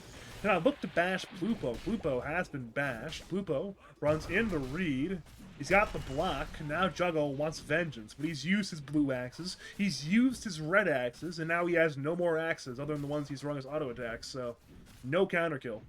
There's a big wave going the way of Diesel. We got a lot of these last hits, surely. And he needed those. Because before that kill, before these last hits, he was getting crushed in this lane. I mean, Troll was 17-9, Slardar 7-0. So he desperately needs these CS situation. Speaking of lanes that are being utterly and completely crushed, this one over here is a pretty one-sided lane as well. Actually, maybe not. Maybe not. Actually, no, it definitely is. Because FN is 15-7 versus Dawnbreaker 7-0. It's not as one side as top lane, perhaps, but that's an absolute disaster for both quote-unquote offlaners. Even though both, I mean, I say both offlaners, they're literally both playing safe lane, but I digress. Both offlaners having a rough time right now. Bottom lane, Inkswell forward, Bungus Has Starbreaker to stun to FN. It's a Fairy Fire. He'll look to run. He turns on Grimstroke. Both them Fairy Fire. Now Grimstroke dies first. Now it's a meld on Bungus. Bungus is on the run. Shane has the slow. Bungus is trapped in the trees. Say hello to the grave. A double kill for Shane. And a big win for Cuban Extraction Team bottom. Now mid lane, Gek has been camped by Reed. He grabbed the water room, but a shackle to walk away. He needed that shackle. I think he dies otherwise. And now he's still being doped by Reed. Reed has no care in the world. I've mentioned on many occasions how you often don't see lads players at the minute 4 water, and you see them usually make their first rotation at the minute 6 power rune. Reed this game's like, you know what? Sometimes I just gotta be mid. He's mid nice and early. Because, I mean, look at the mid, right? Combos a lot of last hits, but look at Gex denies. He has 14 denies. Bottom lane, Starbreaker misses. FN goes in for fraction. Inkswell's on cooldown, so FN is still alive. He's got 4 stick charges. He's looking to dodge out that Stroke of Fates. He melds, misses it. Starbreaker forward, sorry, hammer forward. But FN again still alive. He has refraction and meld on FN. He'll turn, he'll meld, he hits Bungus. Bungus ends up dying out because he used it on the Dawnbreaker. The Inkswell's over. He'll turn to Don't Flame, and it's an absolute disaster. Bottom lane, he looked to get a Sideblades spill off the deny. Ends up missing it, so there's no kill on Grimstroke. But again, another kill for FN, another assist more. Actually, that's a kill this time, but still. And is it what you want if you're FN to dominate this lane? In the river. Now we have both teams' subs arriving. Plupo grabs a double damage rune. Reed's on the run. Gek TPs. It will be successful. Plupo also TPs. And it also will be successful. So I guess that's the play there. Just TP away from the opponents. Slardar crushes Troll. Troll has been slowed by the Solar Bind. And now Juggo is half HP. He'll kill a courier, now gets bashed by Slardar. Grimstroke TP's top lane with very little to play with. The Illuminate nearly kills him, and now at this point, Juggo's in danger. Inkswell will do very little, and now it's Troll down. Gek arrives, but again, both Don't Flame and Gek are not healthy. They are just injured. Gek has low mana, half HP. Grimstroke has even lower mana and HP, so they TP'd to save their Troll, but didn't have the ability to save their Troll. So a win there for Cuban Extraction Team, of course. They extract some more early game team fight wins. Haha. And we see bot lane now. FN is looking for a bit of a cheeky play, hoping that Bungus walks over here and just dies. Looking at Radiant Vision, I'm not sure if he saw him meld, but seems like he didn't. He's being really patient on FN right now. Oh, the moment. The moment Bungus finally locks over, it's like, you know what, I'd rather have these creeps. But he misses the creeps anyways. He missed, I think, 3 last hits off that, so. A little unfortunate there for the Templar Assassin.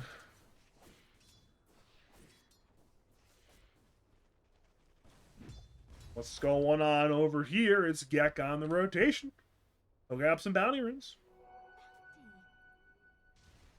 Perhaps he'll rotate bottom. Perhaps he'll not. What is our stack situation right now? Stacks. There's a stack here in the far east, not the main tri-camp. Lens, meanwhile, mid's being gone on, but seems like he's fine. Speaking of Lens, he is once again illuminating the creeps. So you know what? That's the name of the game for me. I used my Q spell, and I hit the creeps.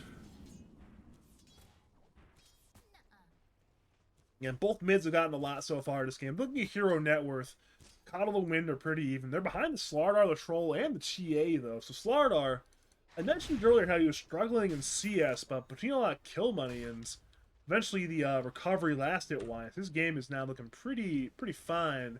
Dawnbreaker, though, not necessarily the case. Dawnbreaker is far and away the 6 net worth core right now. Though there is still, of course, plenty of time to recover that one. Over to FN. He's clearing the stack camp.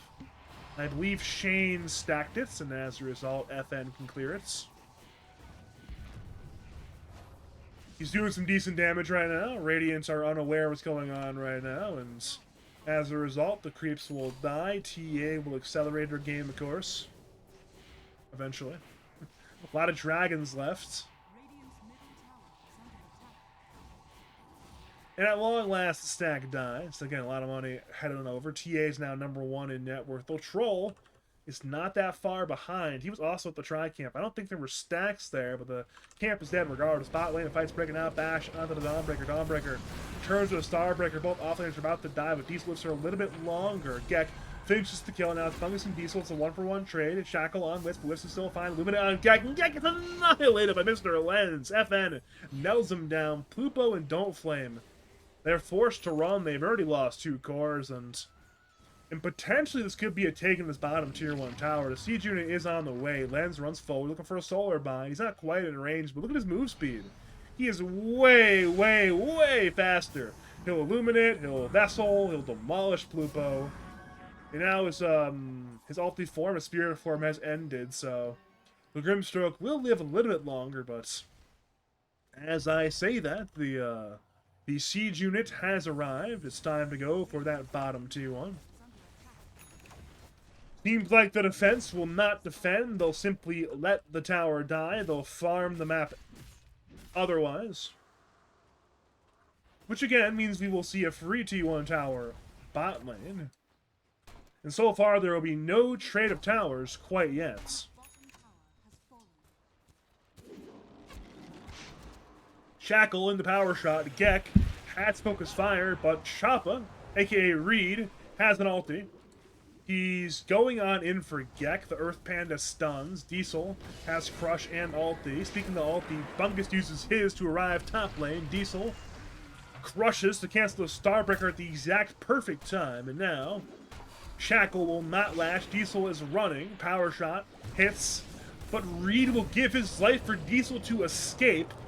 FN now arrives, looking to do a huge slow from the trap. It's already a trade for Grimstroke. He wants to go in now for Bungus. He'll Sideblades spill, but Bungus still walks away.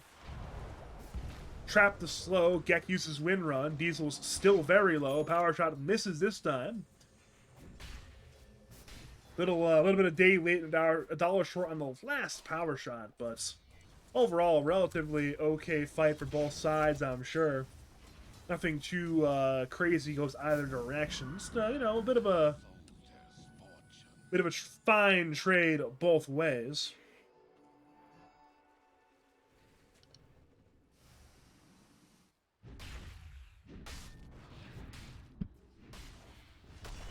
I'm looking over at the items. Okay, I'm looking over at the pause. So we got some cool items getting purchased. Blink Dagger on the Slardar. You see a number of these Slardar players, they'll say, you know what, I need attack speed. They'll buy either like a Midas first, or a Mask of Madness first, or an Echo Saber first. But you know what? I like the simplicity of buying a Blink first. Sometimes you just want to jump in there and do things. And now Diesel can jump in there, buy the Blink, and do things. FN has some progress towards his Desolator. I believe there's 1 Mythril Hammer on the Courier right now. That is correct. Shane. Is that a locket on Courier for Shane? Is Courier dead right now? I don't even know where his Courier is. Shane Courier, Shane Courier. Okay, he doesn't have the full locket quite yet, but he's very close to it. Coddle is going Coddle items, unsurprisingly. Is there something on Courier? That is a... Yep, Travels recipe, so Vessel into Travels, into actually a 4-staff Yules. You see a couple of these Coddle players go for a straight dig on after that, but Len says, you know what, this game I need the extra mobility, I need the extra control. Of course, Radiant items, they're buying them too. Grimstroke's going Shard right away. Gek going for a Maelstrom into BKB. Flupo's buying Blink. Dawnbreaker, Bungus, he's going for a Blade Mail. And Juggo on the Troll has a Maelstrom already. He'll go into...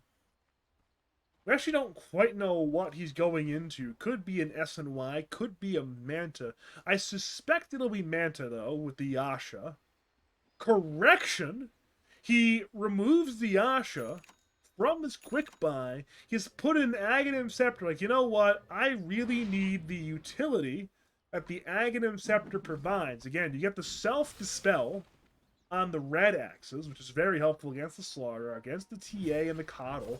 And you get the offensive dispel with the ranged axes. Sure, there's some stuff you can't dispel, like the refraction, but actually, you can't really dispel anything offensively this game, I don't think, but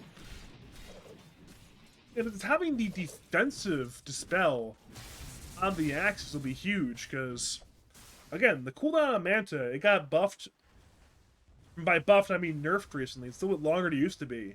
BKB's cooldown's very long. You don't really want to use these items to purge off just the Solar Bind or just the Corrosive Haze, but the red axes, those are a 9-second cooldown. And when you upgrade with Aghanim Scepter, it's a 4-second cooldown, so you're pretty content to just use the red axe to purge off all these annoying spells. Both teams are smoked up, by the way. Oh, it's the right idea with the ward. It's the perfect idea with the ward! But despite the perfect idea, it's possibly not going to matter. Troll ulties, Dawnbreaker ulties, Slardar is taking a lot of damage. Plupo stuns the Slardar, actually. Wait a minute. They've turned it around. Diesel is incredibly low. Bungus has to finish the kill. Power Shot misses. Juggle ends up going down finally. Now Diesel crushes. Goes in for Grimstroke. Grimstroke secures the kill anyways. Plupo goes down to Reeve. He'll now split Lens. Has been focus fired. Shackle shot it, but the Shackle shot did not latch. Plupo is still dead, by the way. Bungus is low. Mr. Lens is low. He'll cycle McConnell. McConnell dies to Bungus. Bungus ended up being the trade of Vengeance. That'll be a 2-for-3 trade so far in favor of Cuban Extraction Team. But if Reed dies, they'll turn into a 3-for-3. Shane backs him up. Somehow Shane has not died yet in this fight. So that'll allow the Brewmaster to escape. Ends up being a 3-for-2. That should be in favor of the side of Cuban Extraction Team. And technically, it actually isn't gold-wise. XP-wise, it is. But considering the TA was farming and the Troll could not farm because he was dead, I'm calling that a slight win for Cuba. So,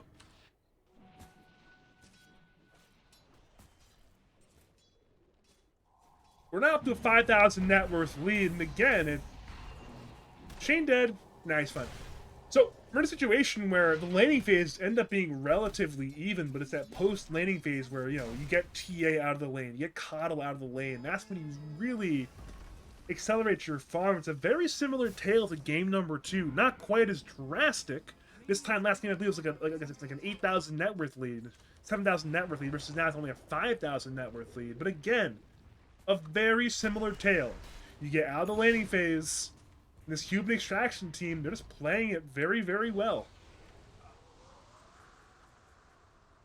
And again, Troll has switched his item build back to the... He's going Yasha into Mjolnir into Aghanim Shard, actually. He's not quite sure what to do, because there's so many good items on Troll, but there's a lack of gold. He needs gold, he simply does not have it. If you had all the gold in the world, there's so much cool shit you can buy, but... Oh, slow TP! Lens at a slow TP. He needs to run right now. He's hasted. Basically, Gex also hasted, so Lens is actually a bit of danger right now. Bungus missed the stun thanks to the haste rune. Power Shot misses. Illuminate heals Mr. Lens. The haste rune is ended, and his move speed actually hasn't really... It basically hasn't changed. So, haste rune or not, Lens is fine. The slow TP actually almost ended up killing Lens. In the very end, though, Roshan dies. Goes to Flying Nightmare on the Templar Assassin, and... Well, it's Shades of Game 2 all over again. You've got TA come to play, and at that point you say good day. It's going to be really hard to fight back. TA, of course, will go for some objectives. There's some towers top lane. There's some towers mid lane. There's a tower bot lane. Eventually, the Tormentor will spawn. I'm sure playing the Radiant Ancients, and these other Radiant Ancients will be fine for TA. Looking at Radiant Vision, they see nothing.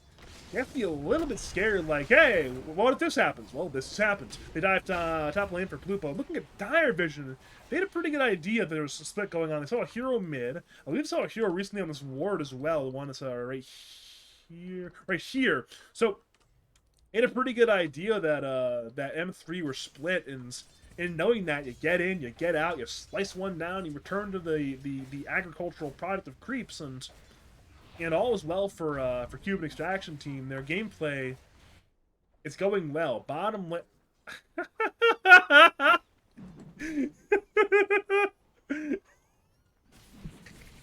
Okay, I'm opening Go2 Pro Tracker. I don't care if I'll see casting. I want to see how many support brewmasters are buying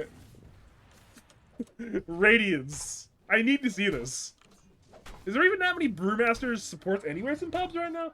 So it's mostly offlane. So it's overwhelmingly, these heroes played overwhelmingly offlane right now. And of course, they'll buy the Radiance on the core brewmaster a lot because it's good.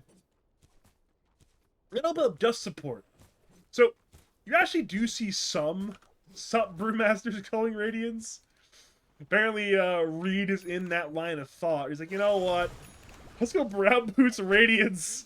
Last game he went Vessel, but his Coddle already has a Vessel. So like, you know what? I don't need Vessel. I'll buy 2 Bracers and a Radiance. I love Reed, dude. Top tower's dead, by the way. Templar Assassin killed it. He's... This dude's on some Molly or some powder or something, man. I can't believe Reed sometimes. Okay, so we once again will be playing 4 cores into 3 cores. And we're in a dangerously close game state to game 2 now, where again you're gonna have 4 heroes ahead of any of the Radiant heroes. Seems like FN's content to play around the Radiant Tormentor, grab that one nice and early. So I'm sure he'll set up a meld, and then he'll do another meld, and then he'll kill the Tormentor pretty easily. So yeah, that's a foregone conclusion more or less, because Radiant aren't there to contest it. They're contesting Reed, by the way. They can kill a Reed, right? They're debating it. They're like, wait a minute, this Reed guy has Primal Split, and even if we kill him, he's playing supports. The entire rest of the team is at the Radiant Tormentor. They killed it easily. Free shard for Slardar, so it's... Wait. The Brewmaster was more farmed than Slardar. So Reed, on the 4 Brewmaster, was out farming his offlane Slardar, who's not even that poor. It's not like Slardar's in poverty mode. No, he's actually pretty fine money-wise. He's just that much more farms. Ay, ay, ay. So, you still have a minute on the Aegis for FN. Perhaps he'll run it down mid for that mid tier 2. Perhaps he'll run it top for a team fight. Lens throws out spells. Doesn't hit him, I don't think. Relocate now. That'll be the play. It'll bring Shane and Reed. Between Bungus and his team, they'll surely kill the Dawnbreaker. Dawnbreaker to follow. Now at this point, they're going in for TA. They brought down 1 life of FN, but there's one key problem. He's got 1 more life to play with. Shane now returns to the safety of the bottom lane, where Reed has just cleared out the Radiant team. They're now pinging Juggo, who goes for the Wisdom Rune. He'll grab it. Crush misses. Is there a bash ready? No, there's no bash in time. He died in the fountain to the vessel! He died in the fountain to the vessel!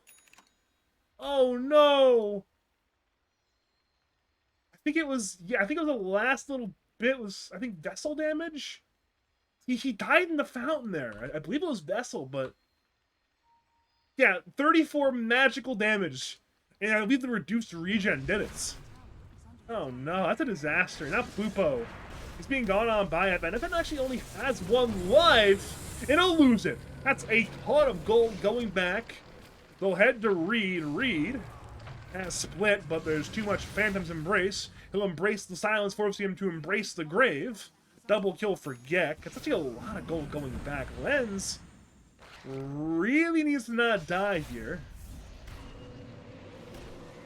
Windrun has been used by Gek, but again, Mr. Lens is basically windrunning 24/7, so he's fine.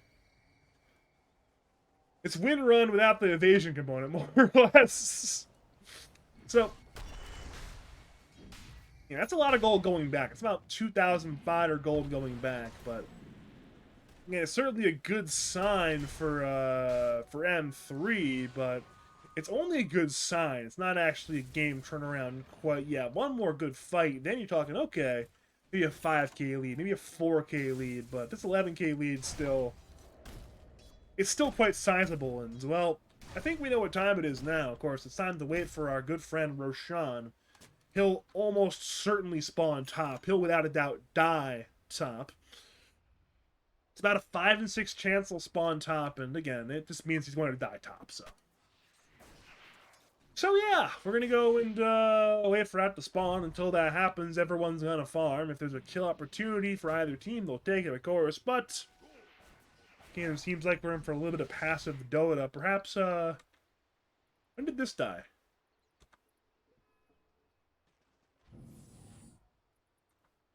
Well, it died. Tormentor went the way of the side of Cuban extraction team. Both Tormentors at that, so it's a free shard for Shane on the IO. Now at this point, they'll smoke up on 3 into their own jungle. They found both Radiant Subs. They're both crushed by the Slardar. Get to the focus fire on Shane. Shane's half HP, but kept alive with the Luminate for the time being. Luminate hits on 4. Shane is dead, but it's cleanup time. Grimstroke down. Lion is low. Gek is low. They both end up dying. A triple kill for Mr. Lenz. They'll head to Bungus, who's crushed by Diesel. And well, there's no way out. He even accepts his death, fighting instead of dying with his, dying hiding. It's 4 kills there, 3 to Lenz, 1 to Reed, and again, that's a lot of gold again, going the way of Cuban Extraction Team, and FN wasn't even there. They didn't even need him. So, speaking of FN, he's middle lane right now, killing some buildings. He'll kill that mid-tier 2 tower, and that'll be the last outer tower for M3 down when it dies, and again, there are no creeps, but there's more creeps coming down the lane. Again, more towers, more buildings. I'll draw my box and my X on that one. So, we now turn to the next Roshan. It's a relatively middle-of-the-road respawn. A little bit over that minute 30 mark at the start. About a minute 40, I do believe. So, again, we'll wait for that. Both teams will know that it will be top, of course, so that'll be eventually where we're headed, perhaps with a twin gate. Juggo, good game sense there, gets away from what would have been his certain death at the hands of 4 heroes. And not only has he escaped certain death, he still has his BKB ready to go. If FN's really feeling it, he can go high ground right now, but he doesn't have his BKB quite yet. It's on Courier. Where is it? Where is it? Where is it? There is it. But again, by the time BKB arrives, they'll probably check Roshan again, and again, with Roshan as an option, that's probably where they're headed.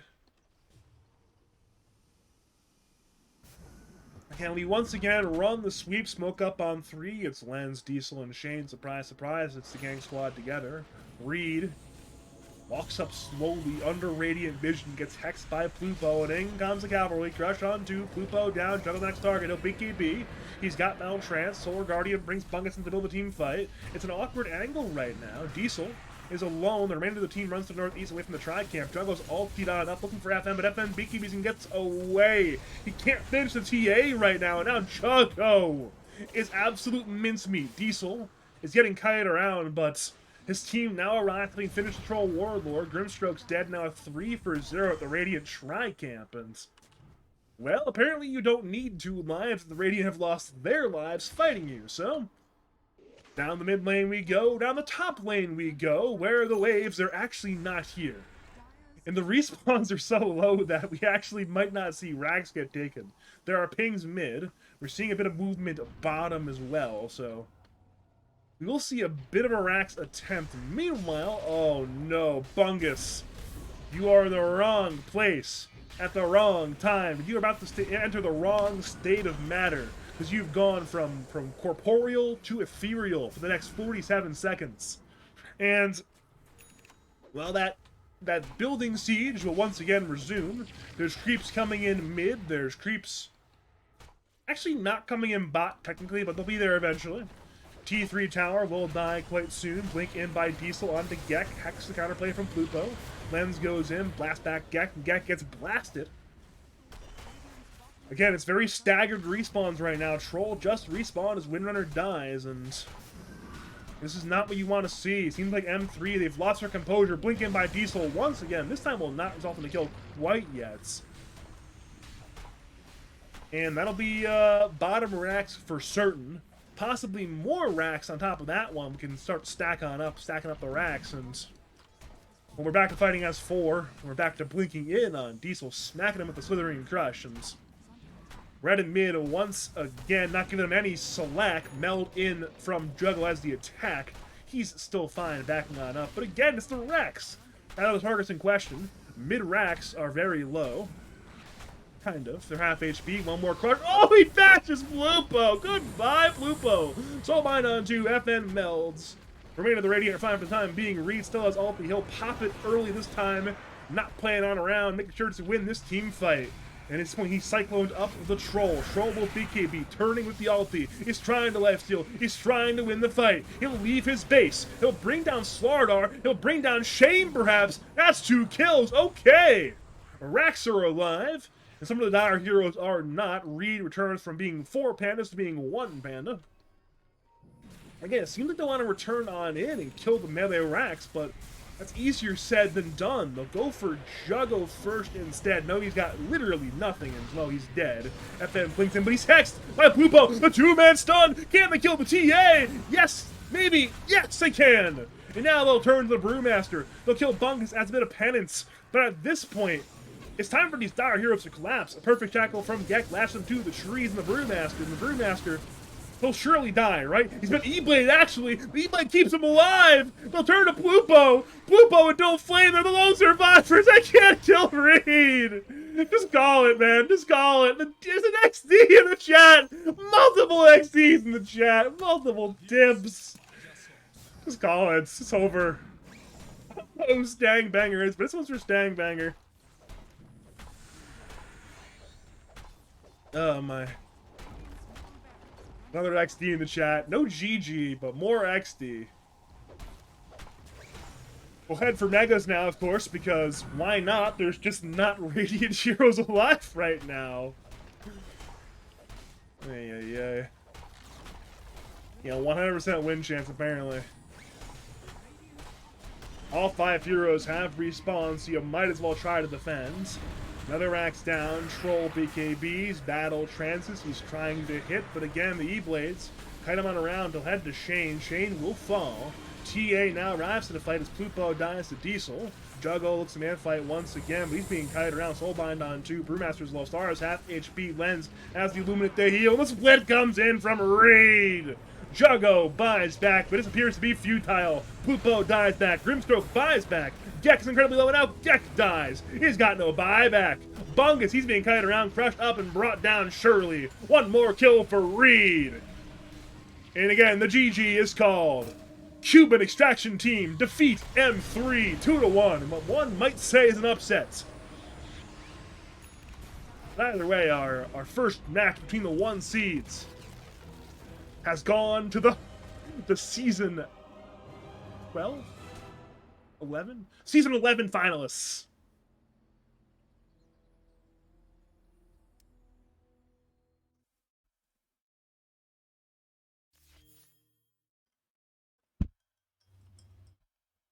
So, basically, we get 1 Dota game, and M3 play the Dota game. And from that point forward, from the moment their siege stalled in game 1 at like minute 37, pretty much nothing went right for them all nights. They sputtered on around in game 1, barely took that one, almost gave that game away. Got utter and completely mollywopped in game 2, got eviscerated again in game 3. Reed, the Brewmaster, it was banned out game 1, but game 2, game 3, first picked to great success, joined by the Slardar TA situation in both games. And again, if you are playing in this first group, if you are Happy Birthday Hatsune Miku or your Old Blucher, you want to know, I think there's some players definitely some players on Old Blucher probably watching this right now, or maybe even Hatsune Miku as well. You want to know what I'm doing? So you enter the game, you see Cuban Extraction Team, you ban out the Brewmaster. Now I get it. You still have to ban the Huskar, you still have to ban the ET, you still have to ban the Magnus. Somehow, some way, figure it out. Just make sure that this Brewmaster is banned. If you have to unban one of those other 3 heroes, make it happen. I don't care. Do not give this guy a Brewmaster, because he keeps playing it, and he keeps winning on it. because he's really good at support Brewmaster. So just ban it, for the love of God. That's my thoughts. Well played, the Cuban extraction team. Congratulations on their 2-1 victory. Commiserations to Marano's Moonlit Marauders, who, again, they still got one game, so they'll be at still a pretty good spot in this first pod. Given they have at least one win and 2 more series to play, they can still get one of the winners spots. There are 3 winner spots in that group, only 1 loser spot, so they're still in a pretty fantastic spot. Overall, though, thank you to the viewers for tuning on in. Want me to cast your games, cast your tournaments, contact me over on Twitter. It's BadgerDota2 on Twitter, or over on Discord. It's Badger Pablo on the Discord. Especially if you're a pro TO looking for a commentator or one of the best tournament admins in the business with many years of BTS experience, then hit me on up. Always would love to work for your company as well. For now, though, as always to the viewers, thank you, as always, and have a great night.